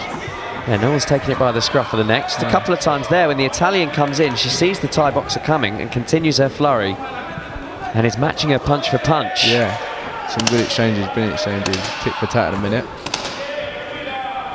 Another close round. I think the volume of punches has definitely come from the Italian. Yeah, I think the Italian's starting the exchanges. The Thai girl trying to time her as she comes as the counter. So we'll see what the judges favour. And we can see, and indeed they've gone 4-1 in favour of the more experienced Thai boxer. Yeah, I just think, as we were saying, the ring generalship, and she looked a bit more composed than the Italian girl. A little bit more cleaner work, but the Italian girl not out of it. She caught some good shots. See how she does. So 6 minutes to go in the contest. for a place in the women's featherweight semi-finals. And by booking a spot in the semi-finals, you guarantee yourself an international bronze medal. Both of the beaten semi-finalists end up with that bronze medal. There's no box off. But that doesn't mean it won't be box office. Touch of the gloves, and we're underway at the start of round 2.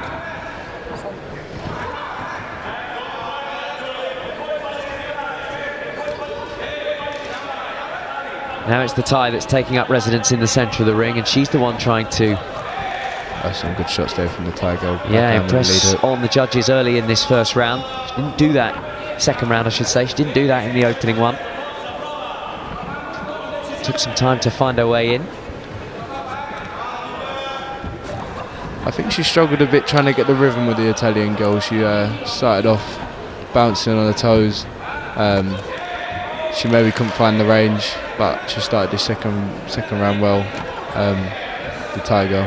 There'll be very little pre-fight data on the Italian Sara Pincin on her international debut. Not that I know how much pre-work goes into it, but I imagine videos would be watched. Tintabthai, the Thai boxer, up on the scorecards after round 1, is still owning the centre of that ring and trying to invite the Italian onto her, who lets her hands go now.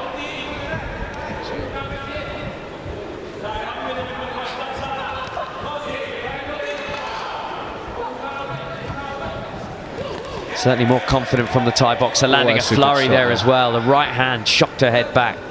Yeah, the Italian girl just caught coming in there with her chin up in the air, a little bit square, and Thai girl capitalised on that and caught some good shots. Yeah, slight reddening around the face of the Italian boxer too. Good single shot from Tintabthai. She's really finding her range here, the Thai girl, with that backhand.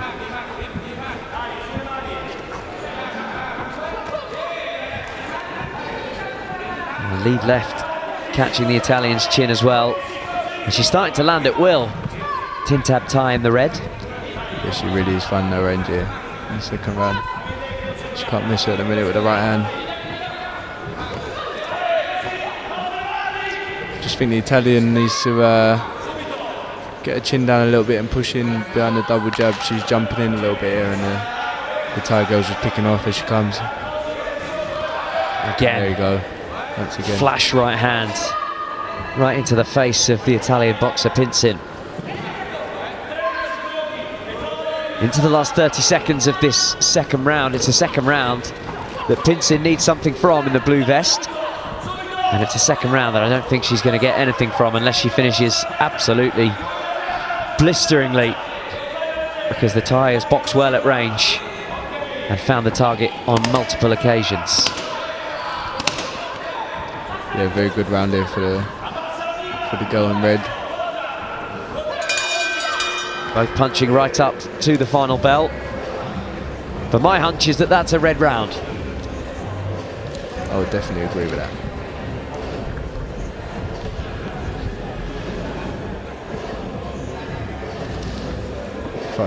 All across the board, with the bottom judge giving it as a 2-point margin, a 10-8 round. And you can see with the 4 judges now, have her at least up by 2, one of the judges up by 3. This is not about that the Italian will be winning on her international debut. No, she should give a good account of herself though. No, the fight's not over, it's not over until the lady sings. So she's put up a good showcase here. She's, you know, potential talent coming through on her debut. It's looking promising for her. Where was your international debut? Mine was actually in Benidorm. Benidorm? Yeah, not too bad for an international debut. No, little party afterwards? I wouldn't say little. So it wasn't all business. We'll wait until the fighting's finished at least. Right, final round here in Sheffield, with Preedakamon Tintabthai of Thailand leading by a wide margin as we head into this final 3 minutes.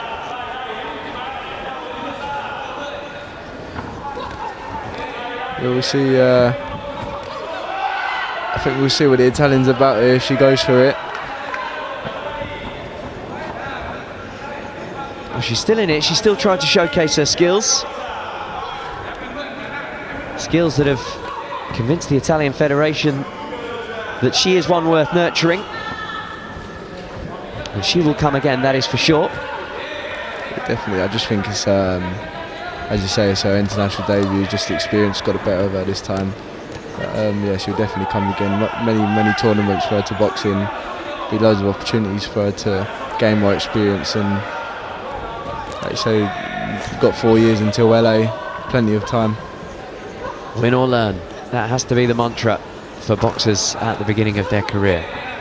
Tintabthai throws out a single left jab, that landed just on the chin of Pincin in the blue. She'll definitely learn, take a lot from this fight, I think. Oh, good shot, and then backed out of danger. Tintabthai ducking under the punches. She's really showcasing her skills going backwards as well as forwards. Some nice work here from the Going Red. Just managing around, really. Little prodding jab seems to be getting through all the time. Yeah.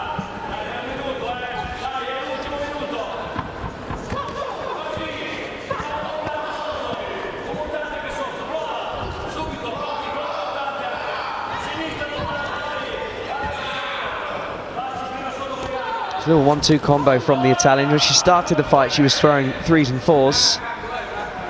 Maybe the pace of it has just got to her a little bit. Maybe some of the belief has been eased out of her with the Thai opening up that wide margin.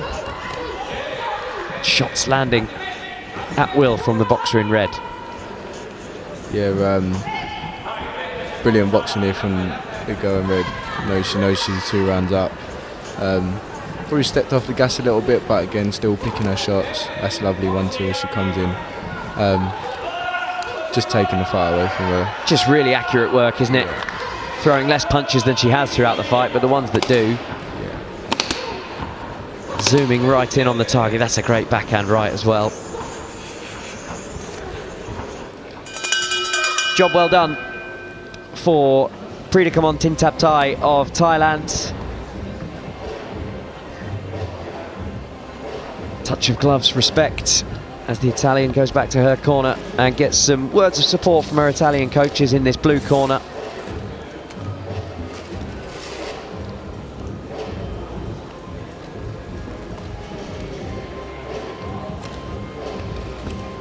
And that means that we definitely won't have an all-Italian semi-final. Up next we've got Federica Zanellato of Italy, but Sarah Pincin will not be meeting her in the semi-final no matter what happens in that bout. Okay, ladies and gentlemen, bout number 40. After 3 rounds of boxing, we go to the scorecards where your officials at ringside score a unanimous decision victory. All in favour of your winner, boxing out of the red corner, representing Thailand, Preedakamon Tintabthai.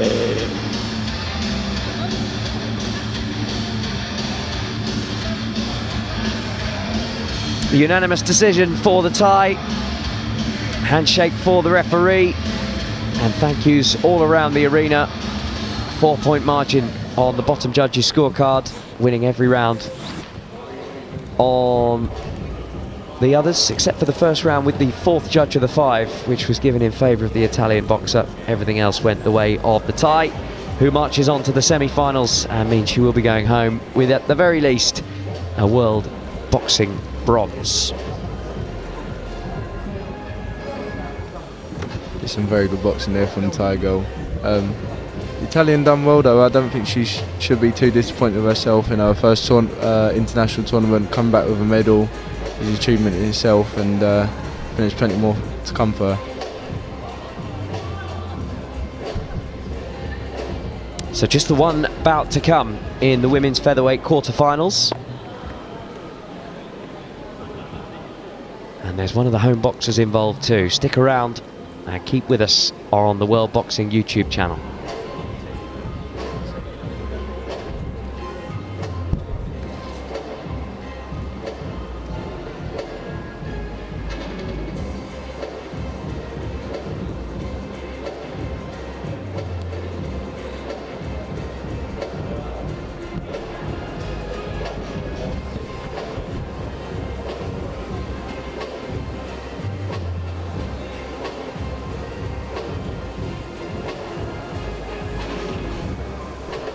Okay, ladies and gentlemen, this is bout number 41, which is a women's 57 kilo quarter final.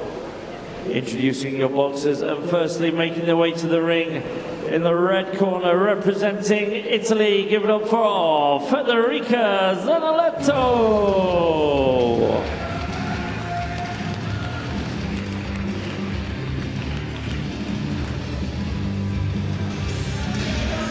So another senior international debut for an Italian boxer. Federica Zanellato is a couple of years older than her compatriot that we've just seen, Sarah Pincin, but she too is making her first steps onto this international circuit. And ladies and gentlemen, making their way to the blue corner, representing England, give it up for Vivian Parsons. So Vivian Parsons is on the academy squad with GB Boxing from Brixton. Senior national finalist, beaten in the gold medal bout by a boxer that we've seen earlier this evening, Liv Holmes. And the two of them now boxing in different weight categories. The same weight category, forgive me. Two boxers entered in, but Livia Holmes was beaten in her quarter-final. Slightly to the surprise of at least one of us at ringside. I thought that she got the decision, but the Dutch boxer got that decision. And so now it's all on Vivian Parsons to get the job done against her Italian opponent if there is to be a home favourite in the semi-finals of the women's featherweight. Representing Chinese Taipei, Judge 4 are representing the USA, and Judge 5 are representing the Netherlands. Your referee representing World Boxing, Jarno Mustonen.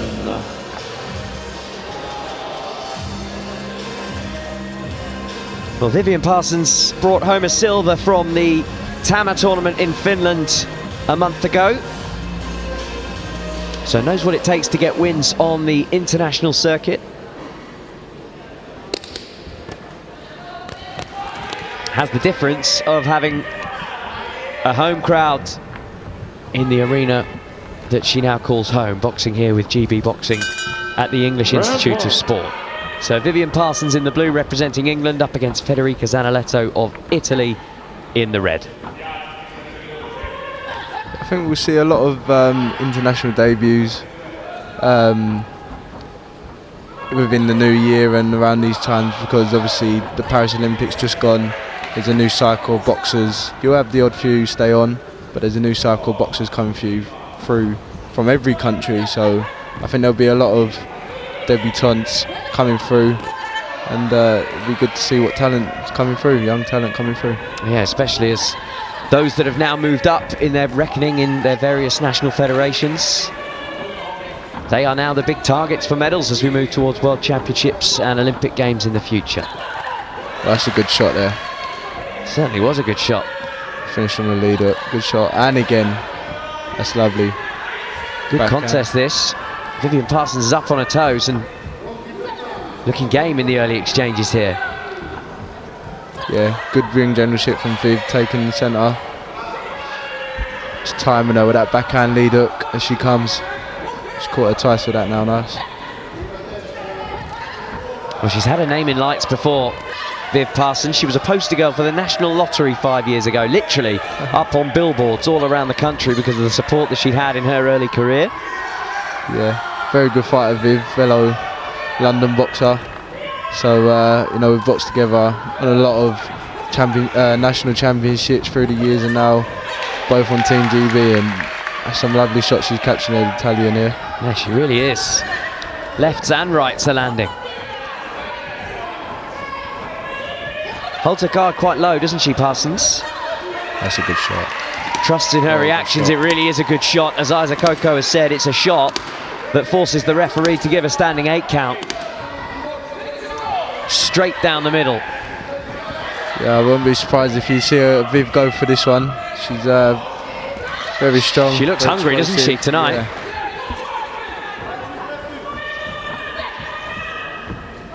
So Parsons has started really strongly. The standing 8 count already given to her Italian opponent, and the punches keep thundering in. Big swinging right, just misses the face of the Italian. She's really found her range. Three-punch combo and following it up with that single backhand right. Should be ground here for Viv. Very good start. Really impressive work. Swarming her now. Punches in bunches there. Some good work without smothering. Good jab. Single shot jab. Finding the target, then coming in with the backhand right. Yeah, there you go. And it's a second count in this first round, and Parsons goes to the neutral corner and punches the air. Even when she punches the air, she can't miss. Right on the bell, she was going looking for a third count in the round. Brilliant. One of the best first rounds we've seen all week. Yeah, brilliant start for Viv there. Found her timing and her range. Seconds into the first round. Couldn't miss her with a backhand. Followed it up with a lead hook, forcing 2 counts. And there's 3 10-8 rounds. Almost surprised it's only 3. Yeah, I would definitely give that a 10-8 round. Lovely Big boxing there dominance from Viv Parsons. Now, I was up in the GB gym as we watched some of the best of the action. These are the 2 standing counts. That straight shot immediately, referee stepping in.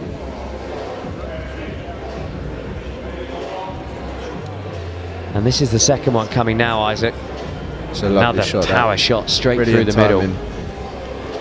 Yeah, I was up in the GB gym, and on the board, all of the guys in the academy have got these written on the whiteboard, and Vivian Parsons, it says, active lead hand, relax with head and punches, and adapt to what's in front of you. Take your time.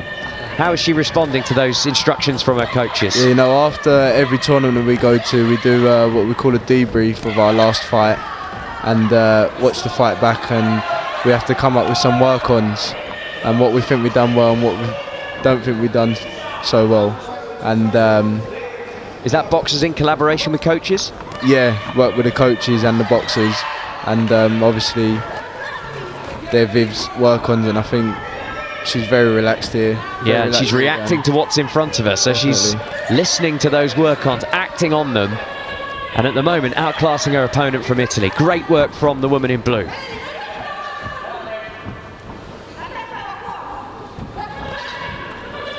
Nice work to the body as well. Throwing out the jab to the head. The right came through to the body. Good single shot again. She's taking some shots, isn't she, the Italian? I wouldn't be surprised if there's a shot. That's a straight down the middle. A third count of the fight. What a clinic being put on by the Brixton boxer. And we box on. Oh, shot. Yeah, I think she can force a stoppage here, Viv. We've not seen too many stoppages across the women's or the men's bouts this week. I think just the one we had yesterday. Referee stopped the contest. That was in one of the women's bouts yesterday. But that is what now Viv Parsons is targeting. Already leading by a landslide after just 1 round with the 2 counts. She's had a 3rd count in this second round, a 4th count now. And that'll be it. What a showcase. Can't miss with that backhand. I just heard one of the coaches, GB coaches there, say keep throwing the backhand. She's just so accurate with that shot, and that's a brilliant. And the referee has stopped the contest with 1 minute 10 remaining of the second round. A brilliant, clinical, clean, barbaric and punishing performance from Vivian Parsons, who has sent a message to the rest of the women's featherweight division. Yeah, punch perfect, I would say. Brilliant performance from Viv. She'll be glad to get that one. First one of the tournament out of the way and push on now. The gold medal. Well worth seeing some of this action again. 4 times the referee stepped in to issue a standing 8 count, and at the end he stopped the contest, and I think, Isaac, it was the exact right time to do that, because the Italian was starting to take too much punishment. Yeah, definitely. Good refereeing. Brilliant performance from Viv. Couldn't miss with that right hand, and got the job done. Don't get paid for overtime. You certainly don't get paid for overtime. Vivian will be paid the same come what may, and she's got the job done in 1 round and 2 minutes. Your referee stopped the contest in round number 2, giving you your winner, boxing out of the blue corner, representing England, it's Vivian. Well, she looks absolutely crestfallen. Federica Zanellato, that is a tough tough introduction to the international circuit, but a brilliant punch-perfect performance from Parsons, who marches on to the semi-finals. Vivian the Oblivion, they call her, and she has just shown us why. Yeah. Now, Isaac, it's time for you to take a rest. We will look forward to seeing you in the heavyweight division final on Saturday. We wish you the very best of luck. Thank you for joining me in the commentary box. Thank you for having me. Enjoyed yourself? Been a pleasure. I think you want to watch in the booth for the future. Thank you very much. And we're going to sub him out live on the World Boxing YouTube channel. Isaac has put in a good stint, but he needs his rest because he's got a big final coming up in just a couple of days' time. Got to get him to bed early.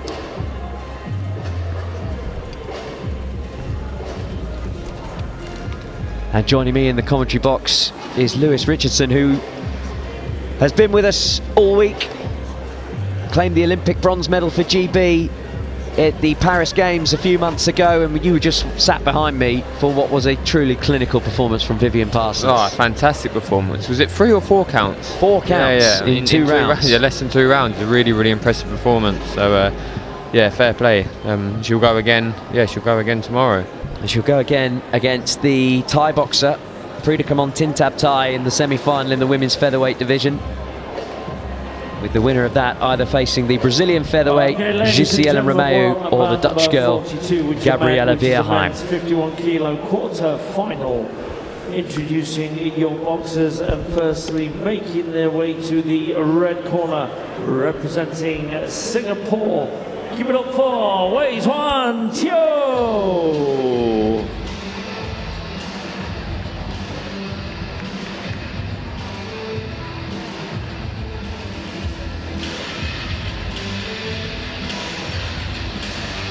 So 4 more bouts to come in the evening session, live on the World Boxing YouTube channel, with me, Chris Latcham, and Lewis Richardson bringing the bouts home this evening. And the remaining 4 bouts to come are all in the lightest of the men's weights on show, the 51 kilo flyweights quarterfinals. And the first into the ring is the man from Singapore, Weerheim Teo.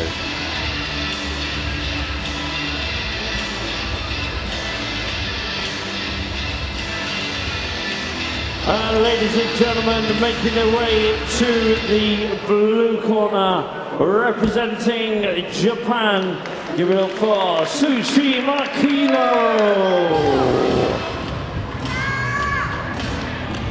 Well, Sushi Makino was lightning yesterday in his split decision victory over Kaiki Carcedo of Brazil, Cardoso, I beg your pardon. Brilliant performance in the men's flyweight division. And he bounced into the ring yesterday, and he's bouncing into the ring today.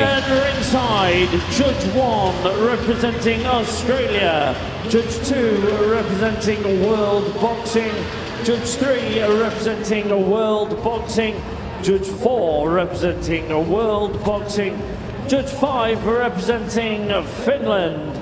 Your referee representing Italy, Carlo Franchi.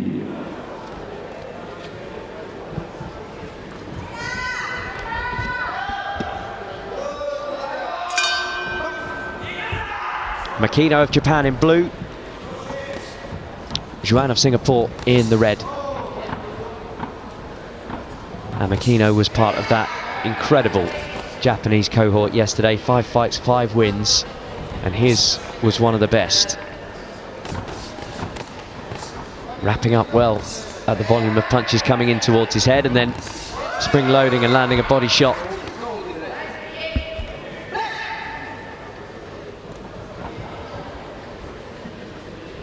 I made the point yesterday, Makino, when he was boxing against the taller man, he was almost boxing too far at range and leaving his rear leg right behind him and almost overstretching with his punches early on, but he settled into the bout, found his range, and once he did find his range, he just couldn't miss with his punches against the Brazilian yesterday, Lewis. Yeah, and he's finding his range, looks like, a little bit earlier today. Landed a couple good backhands over the top, which is nice. Got strong legs, looks like got really short and compact but strong. Perpetual motion as well, in and out. What a wonderful left hook that is. Yeah. Good balance, good shot selection. Yeah, right hand over the top again there lands. And almost falling away, it looks like, but that's controlled dismount, isn't it, from the punch? Yeah. Oh, look at that. And once lovely. again, hands can't hit what your eyes can't see. Yeah. Quality from the Japanese. In and out work.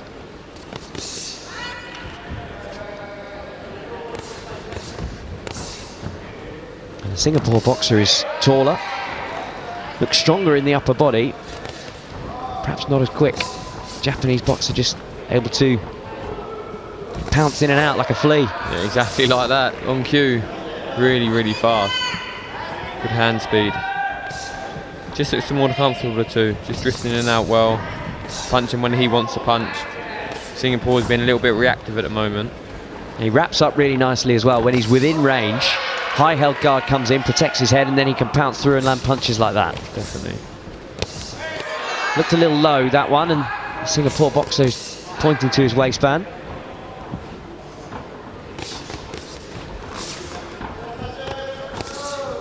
He's just not there when the punches are coming in, though. Makino really shining once again. Out of range, ducking under the punch.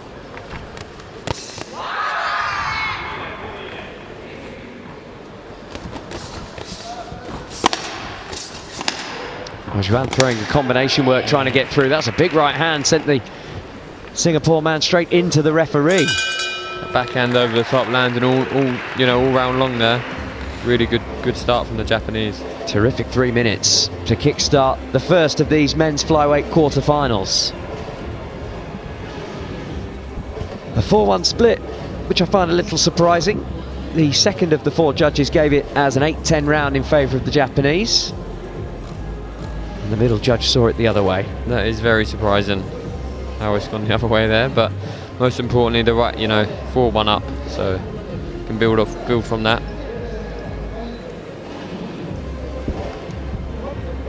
So Makino boxed yesterday. Like London buses, you wait for a Japanese fight for so long and then 3 come along at once, and all 3 of them were absolutely stunning, and the best of them was Soshi Makino. And he's picked up right where he left off yesterday. Seconds out. Absolute joy to rewatch some of the best of the action from that first round. And we're underway in the second round. The Japanese boxer in blue, Juan from Singapore in the red.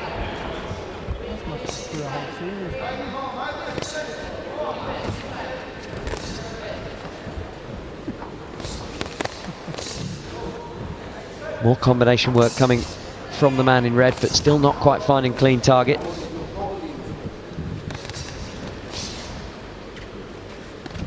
A slightly different approach from Makino at the start of this round. Getting up close and physical. Covering up again, covering up well. Stifling the punches. Yeah, just in and out, really nice. Not getting caught with anything either, So my catch is that he's not getting caught with, just as important as landing those.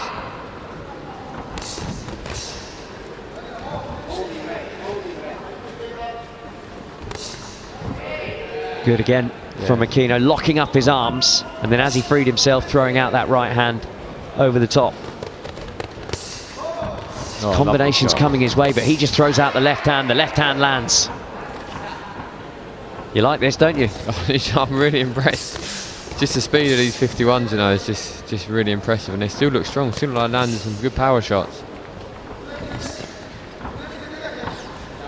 Do you reckon you could take one, Chris? No, absolutely not. I don't think I could take half.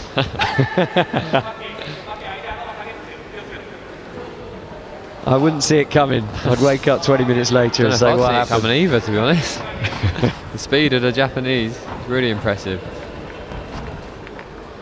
Well, it's why in the pro game, the very best at the smaller weights are able to move up through the weights. We've seen it from Pacquiao, we've seen it from Nia Inoue. They can move up in weight, they carry that speed with them, and they carry the power as well. Who knows where Soshi Makino will go as his career works on, but he is a thriller minute.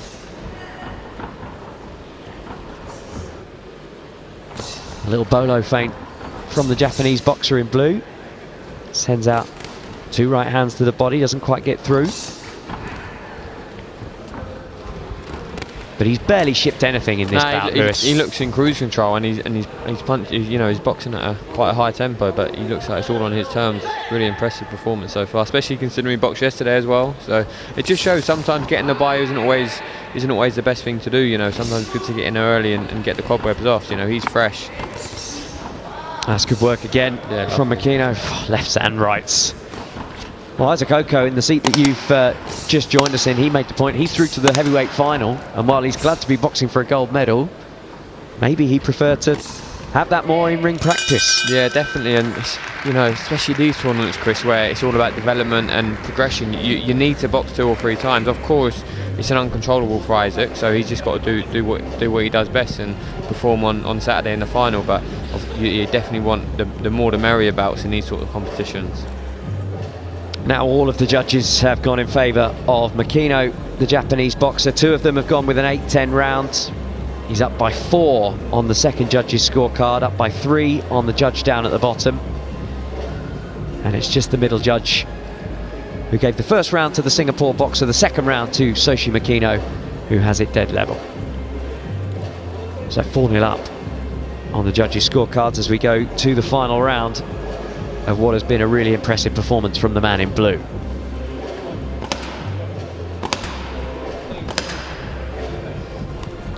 Seconds out. I don't think he'll be watching right now, but Ellis Trowbridge of England will be very intrigued with the outcome of this one, because the winner of his bout next up will fight the winner of this one, that will be the lightning fast little Japanese boxer. Yeah, Ellis probably won't have that in his mind, but of course there's cameras backstage, so he might see the odd combination, but he'll have full focus on his bout for now. He's got to get through what's in front of you today before you think about anything further. You'll have to be watching it in slow motion to see some of these combinations. Another great shot, clean shot through the middle. Punches coming his way. Nothing hit him. It's like Pulp Fiction. All those bullets coming his way, nothing hits him. I'm sorry, did I break your concentration?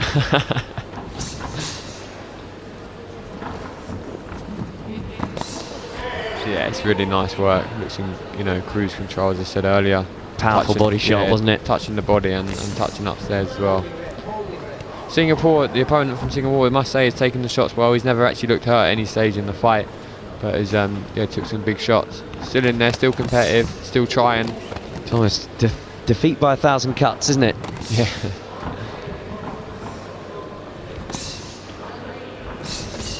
Yeah, more good work.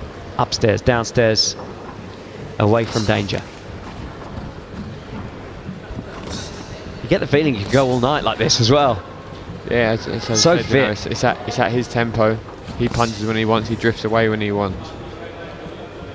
It's a nice feeling when you're in there and you're in that flow state of mind. Just yeah, you look for that as much as possible. As the levels go up, obviously at elite level, you can't always have be in that control, but you want to get in that position as much as possible. Oh, he's certainly in control, isn't he? He's beautiful when he's throwing punches, and even more so when he's dodging them.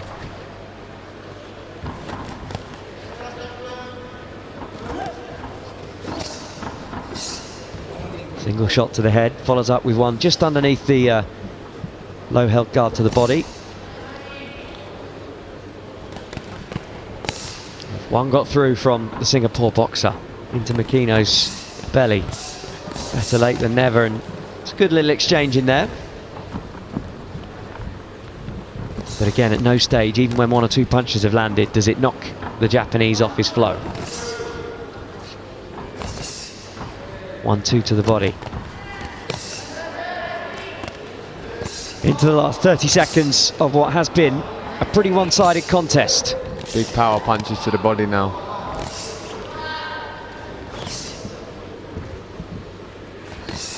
Well, showing his full skill set in the last 9 minutes, Soshi Makino.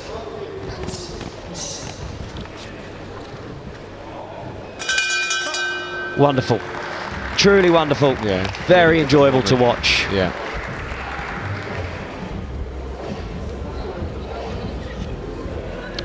Well, we're going to show you some highlights, and I do think we're playing this at about 80% speed, which is handy.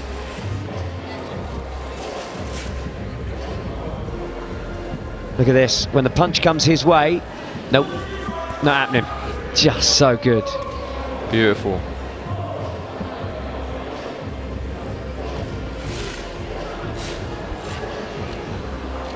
Well, that was one of the moments in the fight where the man from Singapore, Juan, managed to find the Japanese boxer's body, but most of the damaging shots, the eye-catching shots, the match-winning shots were thrown in the other direction. After 3 rounds of boxing, we go to the scorecards where your officials at ringside score a unanimous decision victory in favour of your winner, and boxing out of the blue corner, representing Japan, it's Makino. Terrific performance, and we'll see him again at least tomorrow in the men's flyweight semi-finals. Makino is on his way into the last 4.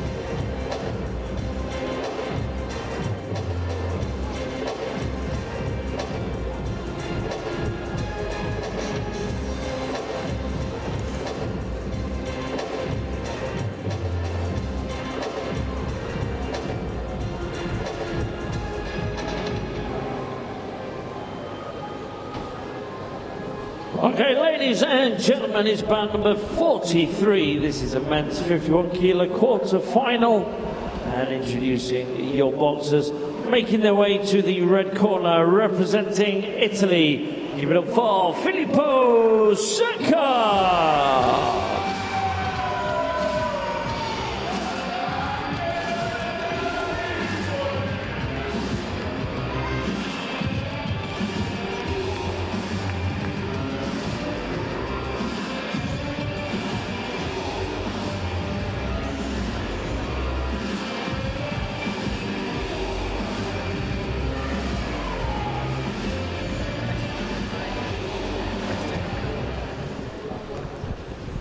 Ladies and gentlemen, making their way to the blue corner, representing England, give it up for Ellis Trowbridge.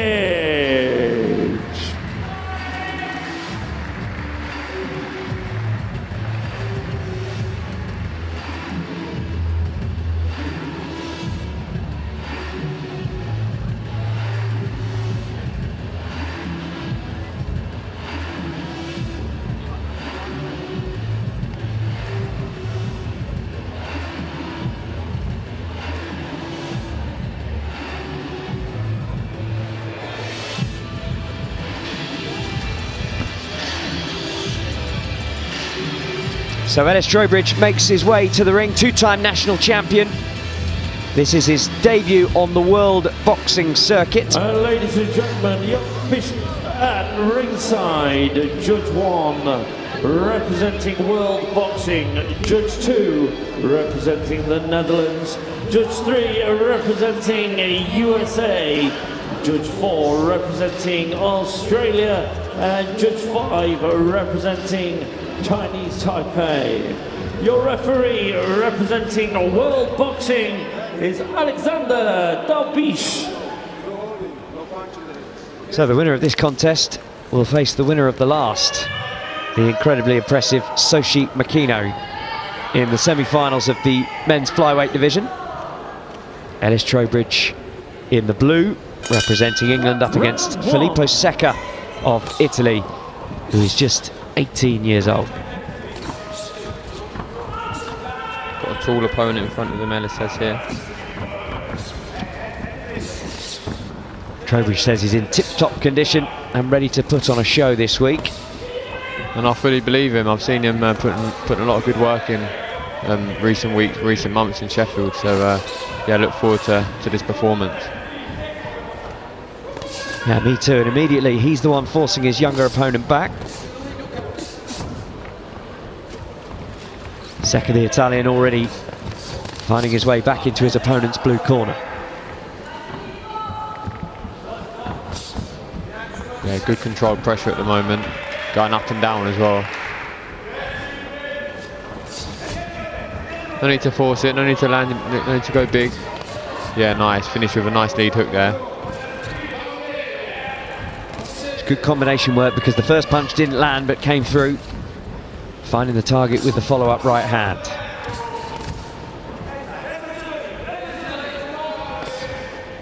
A bit of a nervous energy about both of these at the beginning of this fight, specifically the Italian.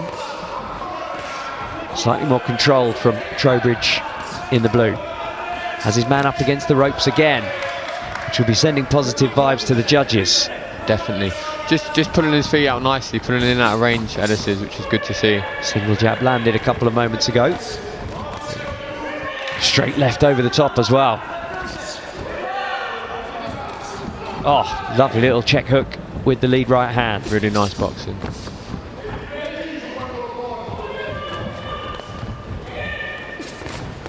Yeah, that's good combination work. Ducking underneath the advancing Italian's punch and catching him with the lead right hand.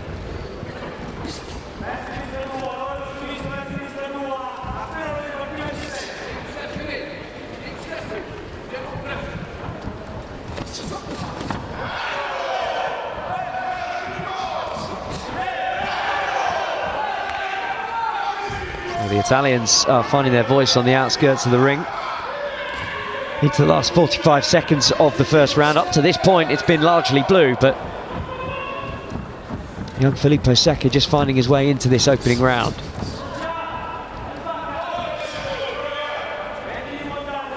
The best of the work, the more eye-catching stuff is coming from blue, but Secca there finding his range. Yeah, he's combination work. Finishing a little bit stronger here, the Italian. Yeah, lovely. Good backhand to the body from Ellis there.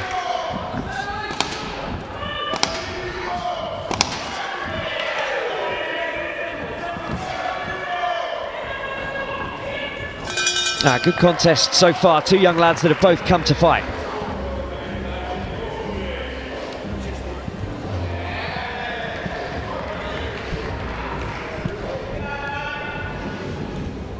And all five of the judges see it in the way of the Englishman in blue. Lewis, your immediate reaction to that? Yeah, I think that's the right decision.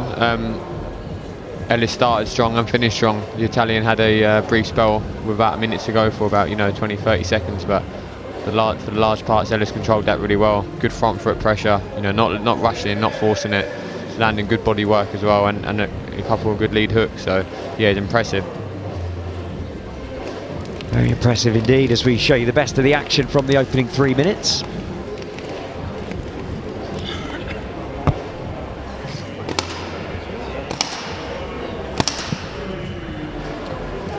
Seconds out. Round two. So the Englishman leads the Italian on all five of the judges' scorecards. Trowbridge in the blue and Secca of Italy in the red. More lively start from the Italian after the break. Throwing out combination punches. Trowbridge though, quick on his toes, getting out of range. Targeting the body, getting through with the backhand left to the body and then forcing his man back onto the ropes again.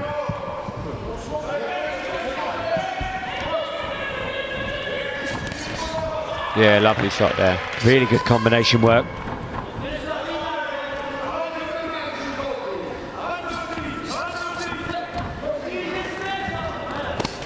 Oh, that's a nice shot from the man in red. Uppercut with the right hand through the middle. Trowbridge immediately back onto it, forcing his man back onto the ropes. The better combination work is blue.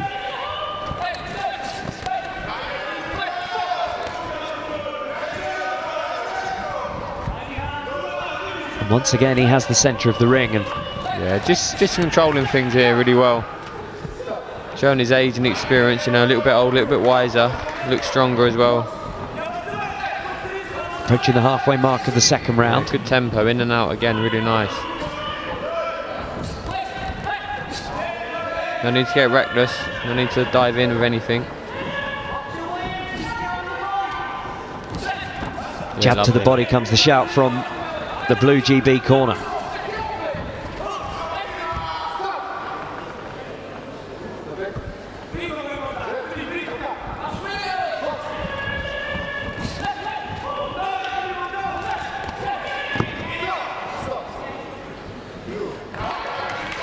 So we're into the last minute of this second round. The first round dominated by Ellis Trowbridge, landing the much cleaner shots, landing singles and combinations. How are you seeing the second round so far, Lewis? More of the same, to be honest. Just, if anything, he's picking up even more this round. Be very surprised if there's anything less than a 5-0, another 5-0 to Ellis. But, you know, still a little way to go in the round, but so far so good. So far, so good, says Lewis Richardson, Olympic bronze medalist, sitting alongside me, Chris Latcham, in the commentary box. 2 more fights to come after this one in our evening session on day 2 of 4 of the World Boxing Cup Finals, live on the World Boxing YouTube channel.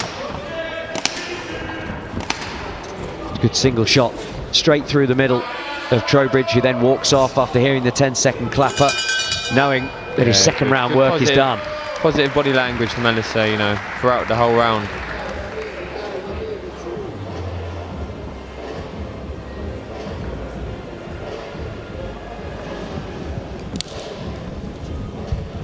Yeah, another dominant round there, and even a 10-8 chucked in, so rightly so. I think that's good judging there.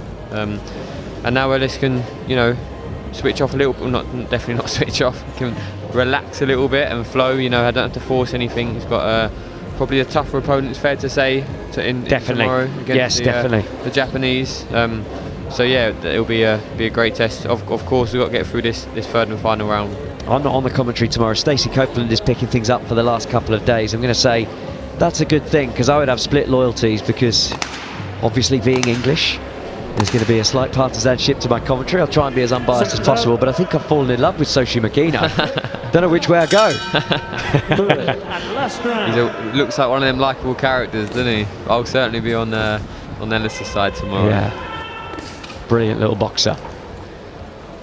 So final rounds between Cerqueira of Italy in the red, Trowbridge of England in the blue. Trowbridge has a wide margin on the judges' scorecards and 3 minutes to navigate to find his way through to a guaranteed medal. Well, you were saying nice and the referee was completely disagreeing. That's why I'm not a ref. Fancy it? Second career? Give me a few years, yeah. I've got a bit left in the ring first. All right, before you become the third man.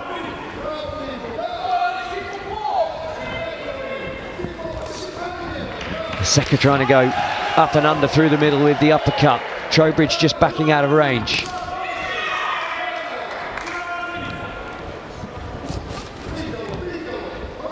Low held guard from the Englishman in blue. And it's been working for him, just slipping the punch and coming back with the combination too. Punch around the back of the ear from Filippo Cerqueira.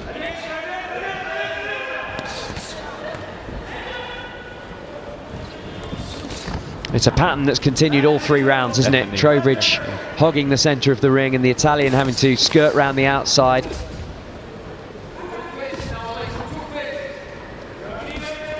It's been mirrored in the judges' scores. As well. Good hand defence there from Ellis.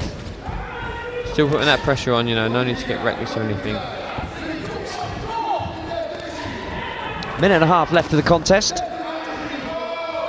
Very controlled performance from the Englishman, who has got an international gold medal to his name, the Eindhoven Box Cup a year ago. This is only the second time the Italian has boxed outside of his home country. Boxed in Belfast, Halloween last year. All good experience for the young man. Definitely.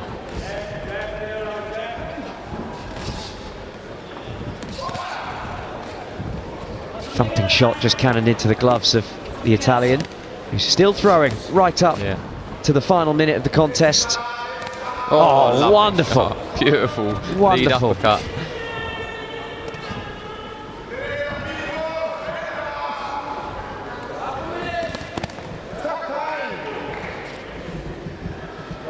Referee has called a timeout. Gumshield out. Gumshield has fallen out of Ellis Trowbridge. Was that a shot? I didn't even see it fall out. Didn't see it either.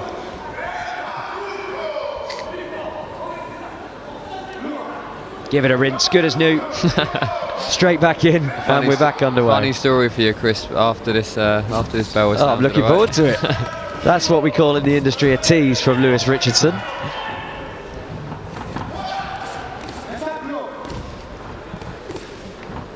Seca swinging right up to the final bell. 10 seconds left to go in this contest.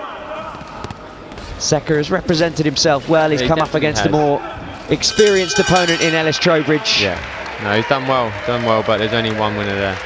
Certainly is. And while we wait for the judges, we will see the best of the action from the fight. Lewis, you pledged us a funny story about a gum shield. Take it away. Right, Eindhoven Box Cup 2016 or 2017. Got my main coach in my corner, got my brother passing up, gets a gum shield off my main coach, meant to rinse it out, instead chucks it into the spit bucket. I'm about 15 of that day. Doesn't tell me, of course, until after the bout. My brother's a bit of a clean freak, and he's never lived that one down. Never been in the corner again. I leave him out in the stand to shout as loud as possible. Well, that couldn't happen in a post-COVID world. I remember the Olympics, after every round they take the spit bucket away, so that can't happen. Ladies and gentlemen, bout number 43. After 3 rounds of boxing, we go to the scorecards, where your officials at ringside score a unanimous decision victory in favour of your winner, and boxing out of the blue corner, representing England, Ellis Trowbridge. Really good performance there from Ellis. Solid throughout. Look forward to seeing him go again tomorrow. Be a good test for him tomorrow. Looks good at the weight, looks strong.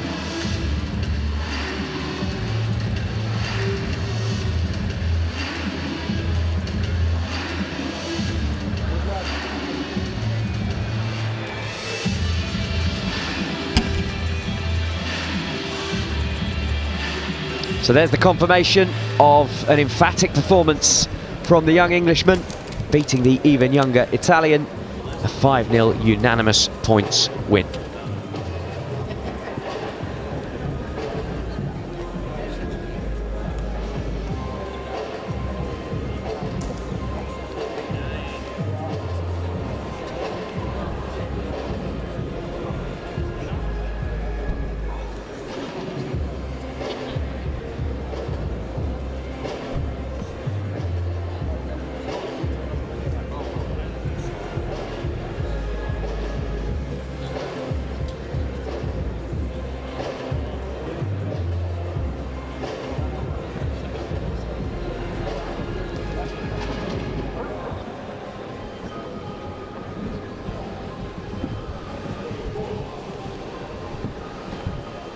Okay, ladies and gentlemen, this is bout number 44. It's a men's 51 kilo quarter-final. And introducing your boxers, firstly, making their way to the red corner, representing Wales, give it up for Scott Richards.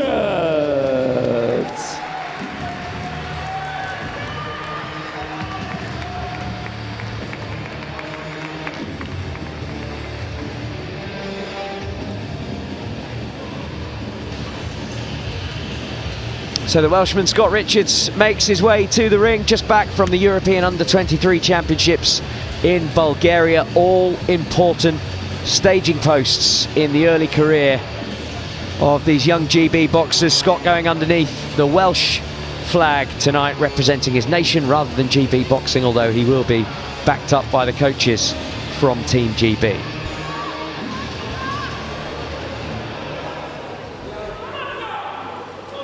Ladies and gentlemen, making his way to the blue corner, representing Panama, give it up for Luis Pache. So Luis Pache will be Scott Richards' opponent tonight, representing Panama. Not just boxing in the amateur game, he's had 4 pro fights, 3 wins, 1 defeat. There's a few of those boxers at the Olympics, Lewis, not least the super heavyweight champion Bakadir Jalalov, who decided to come back for another crack, won a double Olympic gold, having knocked out 14 straight professional opponents. Doesn't quite seem right. Is that quite necessary? But he's allowed to do it, you can't blame him. Yeah, that's the rules. My one thought, and I've got a lot of respect for Jalilov, and he stopped for every interview as well. Pass the ball, mate, give someone else a go. Judge 4 representing World Boxing. Judge 5 representing Chinese Taipei. And your referee representing Japan, Takeshi Sasaki. So this is the penultimate bout on day 2 of 4 at the World Boxing Cup Finals here in Sheffield. Scott Richards of Wales in the red, up against Luis Apache of Panama in the blue. And Scott leading out of the southpaw stance with the right hand lead. Yeah, Scott's a good fighter. Enjoy watching him box and spar. Another young flyweight we have. Obviously we had Kieran McDonald at 51, who's still a member of the squad, but not been boxing since the last Olympic qualifier. And we've got a couple new young guns coming through. Yeah, Scott Richards and Ellis Trowbridge. So it's really good to see. Next cab's on the rank, ready to go. Yeah. Young and hungry. Has to be like that, doesn't it? Conveyor belt of talent, ready to come through. Success breeds success as well. Kieran MacDonald back in January, sat alongside me on commentary, terrific lad. Yeah, good lad Kieran, super talented fighter, aside fighter. Unfortunate not to qualify for the games. It was good enough, it just wasn't meant to be for him. Yeah, now it's Scott's. Scott and Ellis's time to have a go. Yeah, and he's having to weather some early storms here in this first round from the Panama fighter. Yeah, he is. He's landing as well, but taking a few too many for my liking as a teammate. Both rapid fire, as you would expect from the men's flyweight division.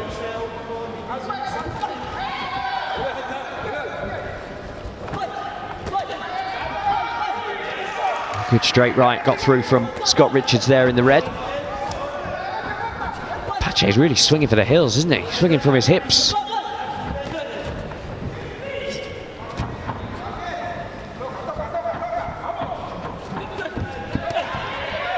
Nice head movement, just ducking out of danger and springing back in with a couple of shots. But that's good work from Richards with the lead right hand. Nice, there we go, nice. One pull back, 1-2, really clean shots. Gets caught with a southpaw backhand there of his own though.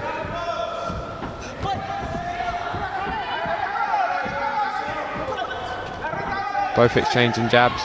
It's a tight one, it's a close fight so far. Yeah, good slipping there, making him miss it. Yeah, no, lovely. Great defensive work. Who's catching the eye more? Oh, I've got a little bit of bias, but I'm definitely going to go red corner. It's all right, it's all right. That's why we've got the judges who don't have that bias, but it's always intriguing to note as we head into the last 30 seconds. Look at body language again, Scott's on the front foot, trying to initiate things. 2 punches with the lead right hand, just glancing the side of Pache's head. Body shot comes back from the man in blue.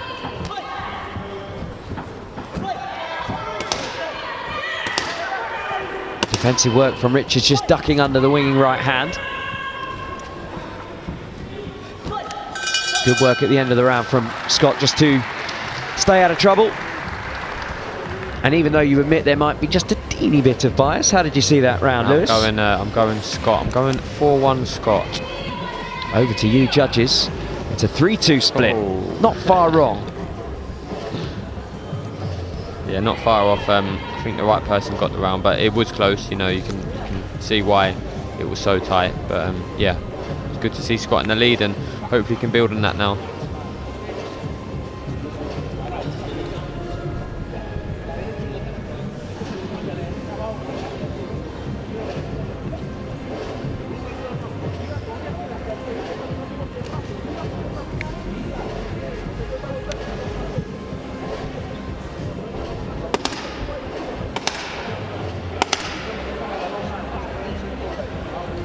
Seconds out.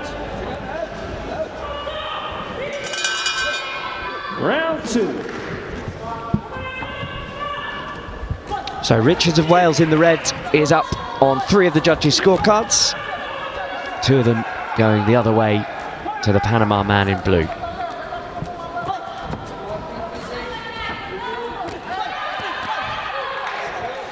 Pair of southpaws as ever. Lewis will tell us they'll be looking for the backhand lefts to come through.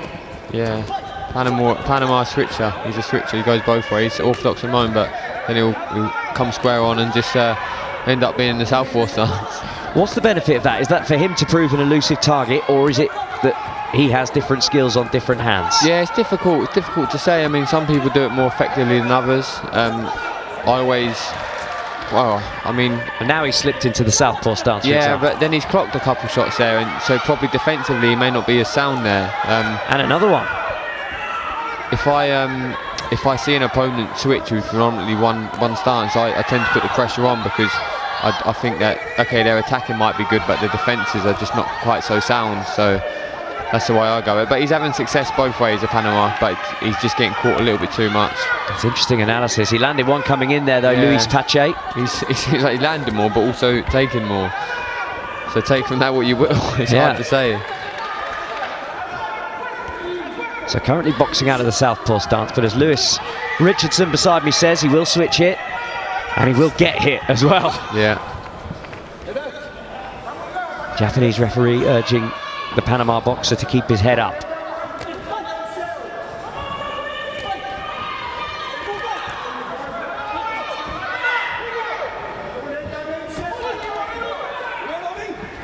A winging left from Scott Richards is ridden well by Luis Pache. They tie up in the middle.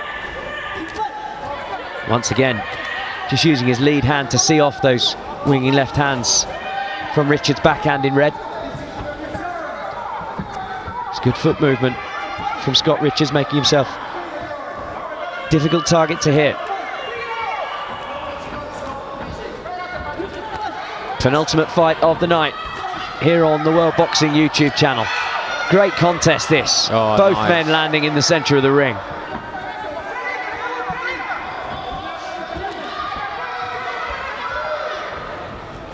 "30 seconds to go in this second round of 3. It's all to play for, I'd say, still. Wide open fight, really is. 3-2 split in favour of the Welshman after round number 1. Can anyone buy this in the last 15 seconds of the round?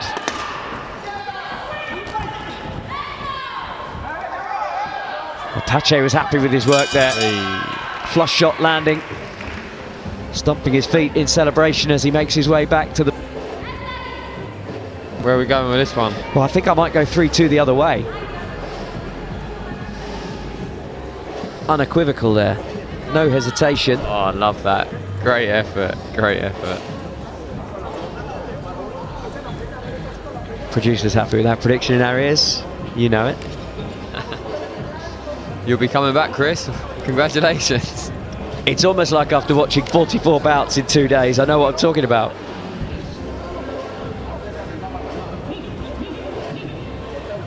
Yeah, you have to get one right.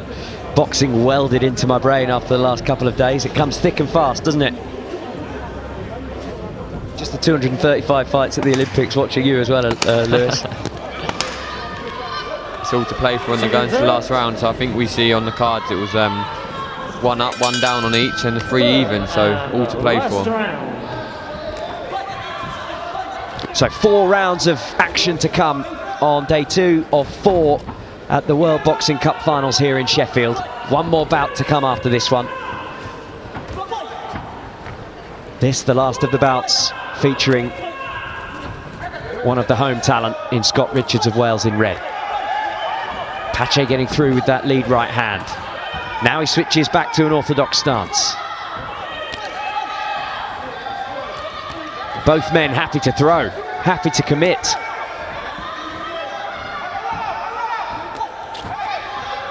Richards just out of range with the winging left.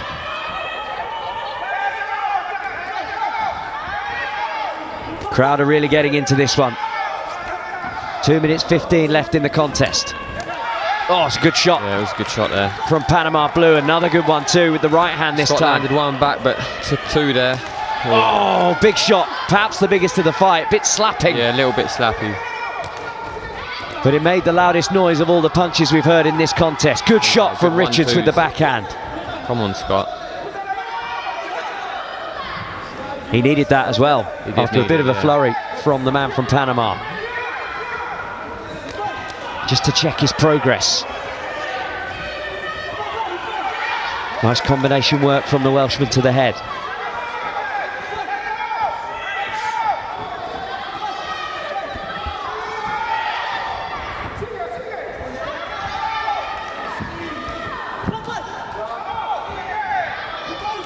Oh, good shots. Yeah, really nice. 1-2, both landing from the Welshman in red. Just keep his shape here, keep his shape, keep the 1-2s popping out.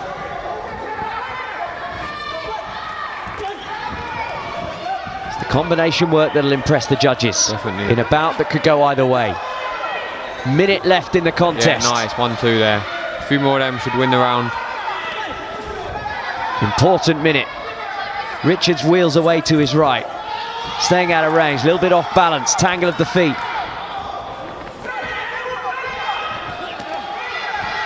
Pache's trying to land big shots. Richards is managing to dodge them, circumventing the winging right hand.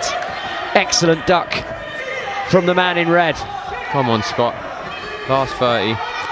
That lovely backhand. Spin round. Lands the backhand, takes time out of the bout, into the last 20 seconds. Still anyone's game. It still is. Richards growing in confidence. Looks like he thinks he's got the decision, but still throwing leather right up to the final bell. Great bout, Yeah, great respect. And we will have to wait for the judges. Do you want me to ask you which way you're scoring it, Lewis? I'm going Scott. It was close. He had a the Panama opponent had a good spell in the middle of the round or towards the start of the round, but I think Scott done the better work throughout. But it was a very close bout. Could go either way. There was a series of single shots from Pache, and then all of a sudden Scott Richards seemed to explode back with some combination work.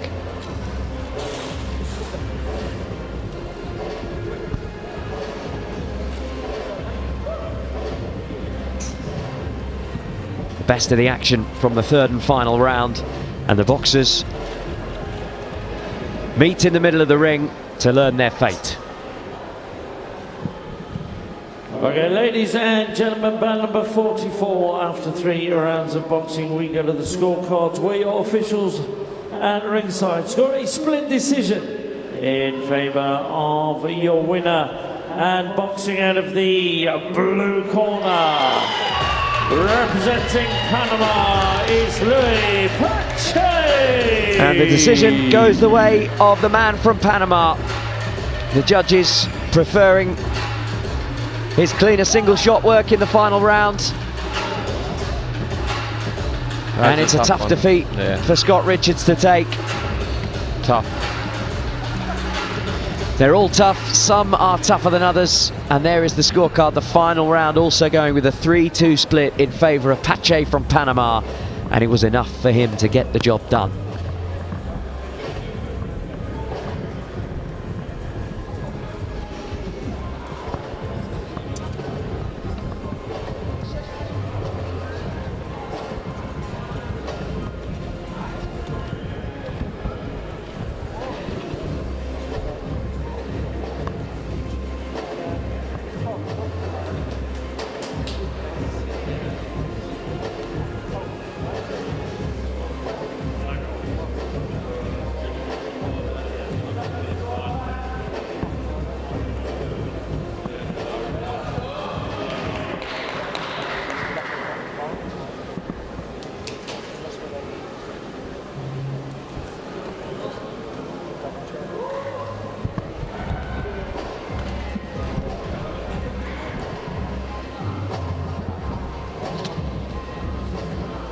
Okay, ladies and gentlemen, this is bout number 45, which is a men's 51 kilo quarter final. Making their way to the ring, your red corner, representing Korea. Give it up for Taewon Yu.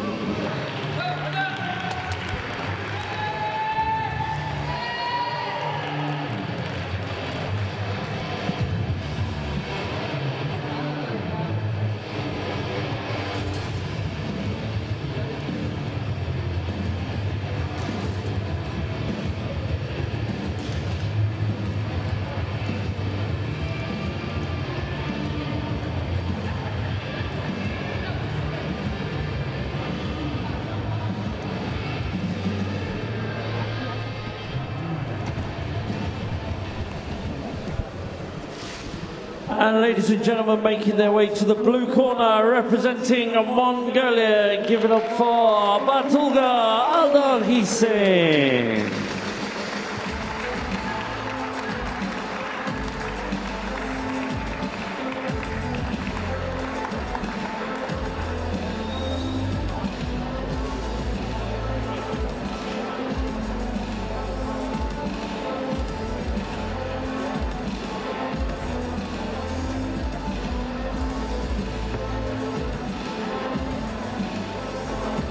Well, ladies and gentlemen, your officials at ringside. Judge 1 representing Italy.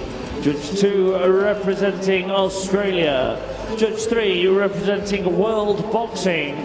Judge 4 representing World Boxing. And Judge 5 representing the USA. Your referee representing Germany, Erich Drecker. Okay then, here we go. After 23 bouts today, this is the final bout of day 2 of 4 of the World Boxing Cup Finals here in Sheffield, and it is the last of the men's 51 kilo flyweight quarterfinals. Taegan Yoon of Korea in red up against Altantsetseg Batulga, easy for me to say, of Mongolia in the blue. Took a bronze from his home World Boxing event in Mongolia in September. Batulga, he'll want to go one step better and try to get through to the final, and that's an early shot, landing, well, I think, right on the button. Off balance. Listen, he may have slipped, but it was a uppercut. Lovely backhand uppercut. The Korean was on his way down, perhaps. I think a clean punch, and I'm looking forward to seeing the replay. It's not the first time this week, actually, we've seen a fighter go down from what looks like a clean shot, and it being called a slip. But still, the judges are watching the same fights we're judging, and they'll know what they're seeing. So Batulga the Mongolian against Yoon the Korean in the red, who I think has got away with one in early doors with his little trip to the canvas. Right, what are we, 1 minute into this final contest of the night? I know you just had a very brief chat with Scott Richards after his narrow defeat there. How was he, Lewis? Yeah, disappointing, rightly so. You know, it's tough to take no matter what stage of the tournament at, but you know, he's a young lad, and it will be tough to take for now. But you know, it's back to the drawing board, and he'll go again in the new year. Scott's an active fighter who's you know, confident to get out and about as much as possible, so he'll be back. Yes, he will. Some good action going on in the middle of the ring with the Korean landing, the Mongolian coming back. Can't take your eyes off the action at these World Boxing events. So Batulga has the centre of the ring. Yoon of Korea tried to find his range, trying to get in close, but well, Batulga is forcing him back. Looks the more powerful man.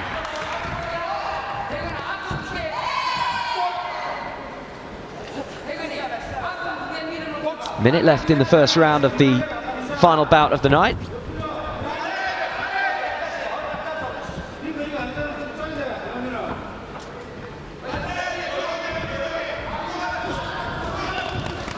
That's better work from the Korean, trying to swarm his man.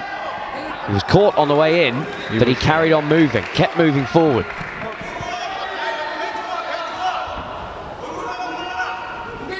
They haven't all got the wins, the Mongolians, but I've been super impressed with their team over the last couple of days.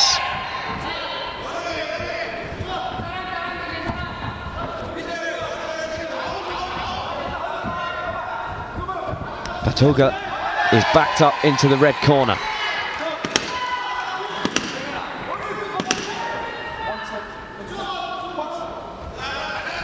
Working towards the end of the opening round, a round where Yoon found his way to the canvas and it was deemed to be a slip, and we'll see the replay of that once we see the scores from the judges. Let's have a quick look at it now, Lewis, and you can talk us through this. So the scores first. A 4-1 split in favour of the Mongolian. And now I really want to see this, because for me this is a clean shot.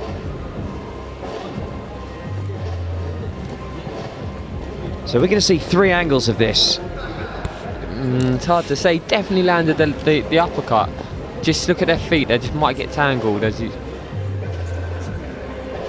Well, I don't know. I mean, yeah, they don't clash feet. It looks like he does lose a bit of balance, but is that from the shot? Yeah, it's a lovely shot. That's got to be scored on that down. It's the shot. It's absolutely the shot. And look, it's tough. The referee is in there, they see it once. We've just seen it 4 times, slowed down, and it needed the 4th time slowed down for us to see it, but my initial feeling was that's the shot.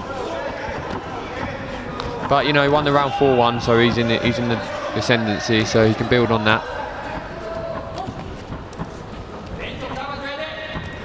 Batulga of Mongolia in the blue, up 4-1 against Yoon of Korea in the red.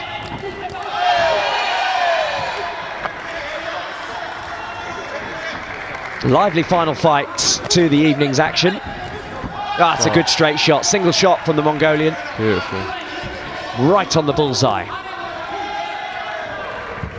Working to the body as well. I think Yoon felt it was a little low. It's a good shot. Yeah. From the man in red. What do you think, Chris, when you see low hands, moving around low hands styles? Well, I like to watch it, yeah, but I also think you're leaving yourself wide open. You have to be highly skilled, yeah, and some are more skilled than others. Agreed. Yeah, agreed. I think if I was a coach and someone walked in on day one and they had their hands down by their waist, I would coach it out of them. Yeah, you need to earn your stripes to be able to do that a little bit, I guess, and still, yeah, you're leaving yourself in a more vulnerable position. Sometimes I do it. I feel like it invites the opponent on a little bit more. But you know, there's a time and a place to do it for sure. Yeah, good single shot from the Mongolian. Roy Jones did it when he was 24, and he did it brilliantly in the 90s. When Roy Jones was doing it at 46, less so.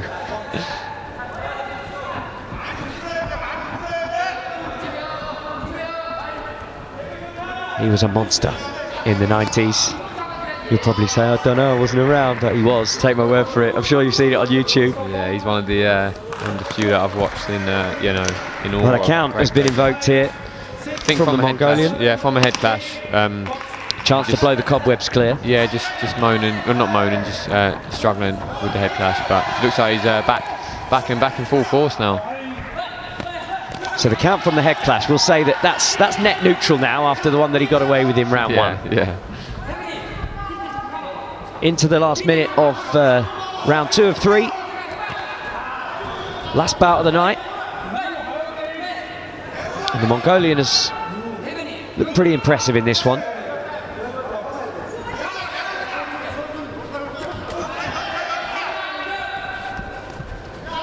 Both boxers travelled a long, long way. Both one win from taking a medal home.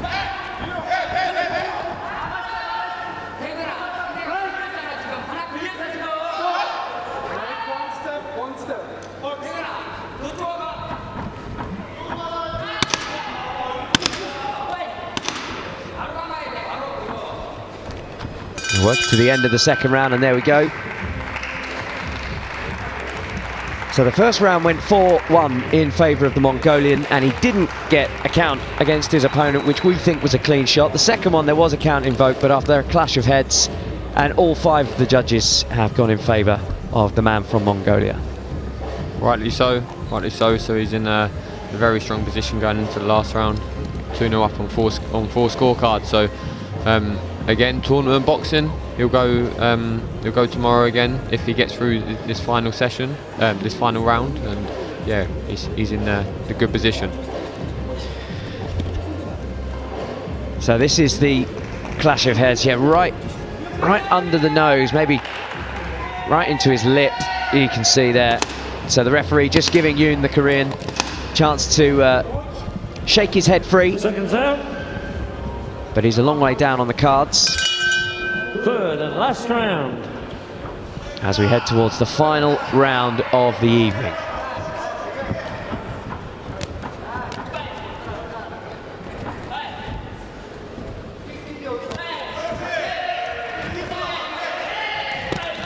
Oh, that's better work from Yoon. Down to the body with the right, and then the headshot with the left sent the spray flying into the air here in Sheffield. His best work of the fight. Single shot's good too.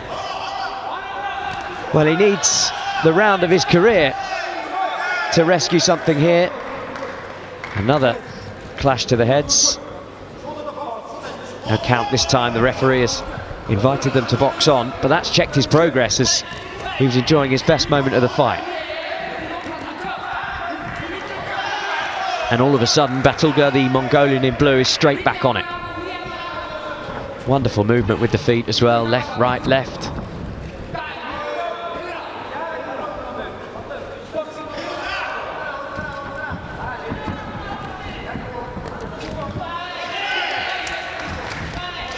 So the winner of this fight will box Luis Pache of Panama in the final, semi-final rather.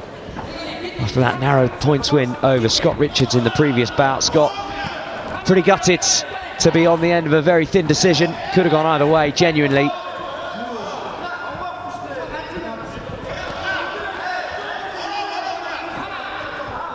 Minute 30 left of our competition on day 2 of 4 here at the World Boxing Cup Finals. Semi-finals tomorrow, finals on Friday, and the medals will be handed out.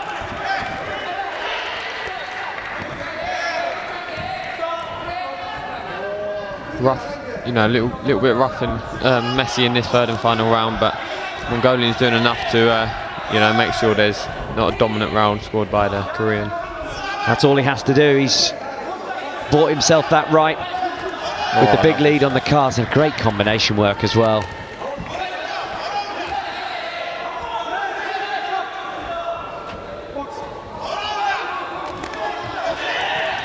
Straight back into it. Both men trying to find targets to the body.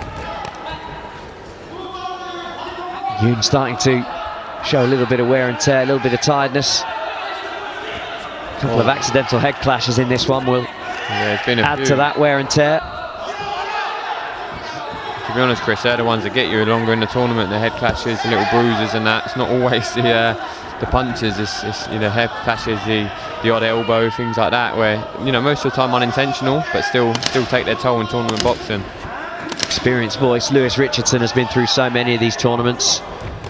Brought his bronze medal to show us yesterday. Wonderful work right up to the final bell from Aldarkishig Batulga of Mongolia, who has clearly done enough to work his way into the men's flyweight semi-finals.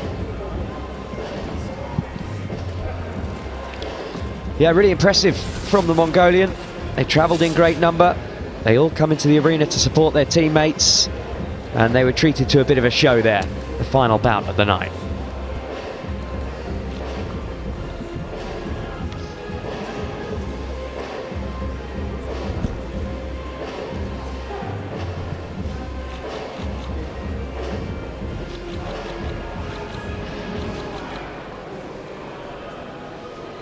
Okay, ladies and gentlemen, bout number 45. After 3 rounds of boxing, we go to the scorecards where your officials and ringside score a split decision in favour of your winner. And boxing out of the blue corner, representing Mongolia, Batulga Aldarkishig.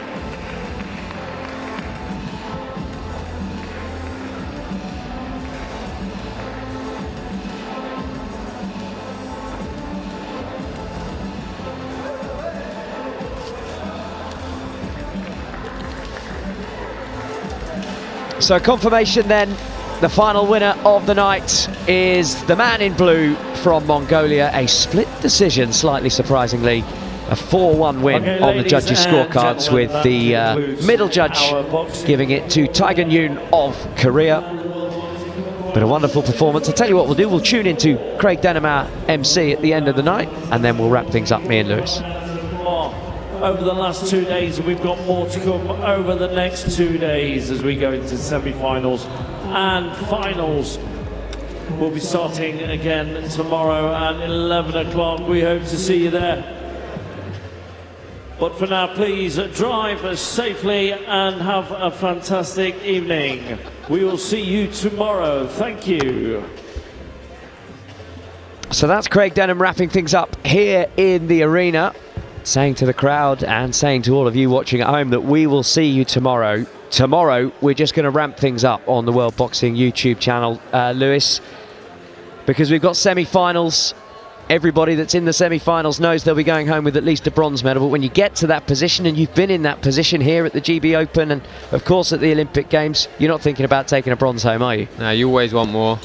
It's always lovely to secure a medal, but ultimately at these competitions you want experience and you want gold. You only really come for gold, but you know, that being said, everyone's done well to get themselves into that semi-final position. They've either had 1 or 2 bouts, most of them. So yeah, they'll be ready to go again tomorrow. And you've just watched through all 4 of the men's 51 kilo, the flyweight quarterfinals. We've seen an impressive performance from Soshi Makino, and he will box against one of the home favourites here, Ellis Trowbridge. That's going to be a lively fight. It will be lively, and he looked really good today, the Japanese. But I'm quietly confident for Ellis. He's looking good and strong at the weight, so yeah, I'm looking forward to a great bout tomorrow in that one. Yeah, and Luis Pache of Panama got a very, very narrow win over Scott Richards. Could have gone either way. I mean, we felt in the booth it was going the other way. We are perhaps speaking from slightly tinted position towards the home boxer, but he's going to go up against the man that we've just seen with a really impressive win, the Mongolian Batulga. How do you see that one playing out? Yeah, I'll probably go Mongolia on that one, but that's another good fight. Scott was unlucky. It's 3-2 every round, you know. So and it was a very competitive bout. You know, as we said, we may have sort of a little bit of bias in there, but yeah, it was a good performance from Scott still, and I'm looking forward to another close bout. Two good semi-finals tomorrow. Looking forward to both of them.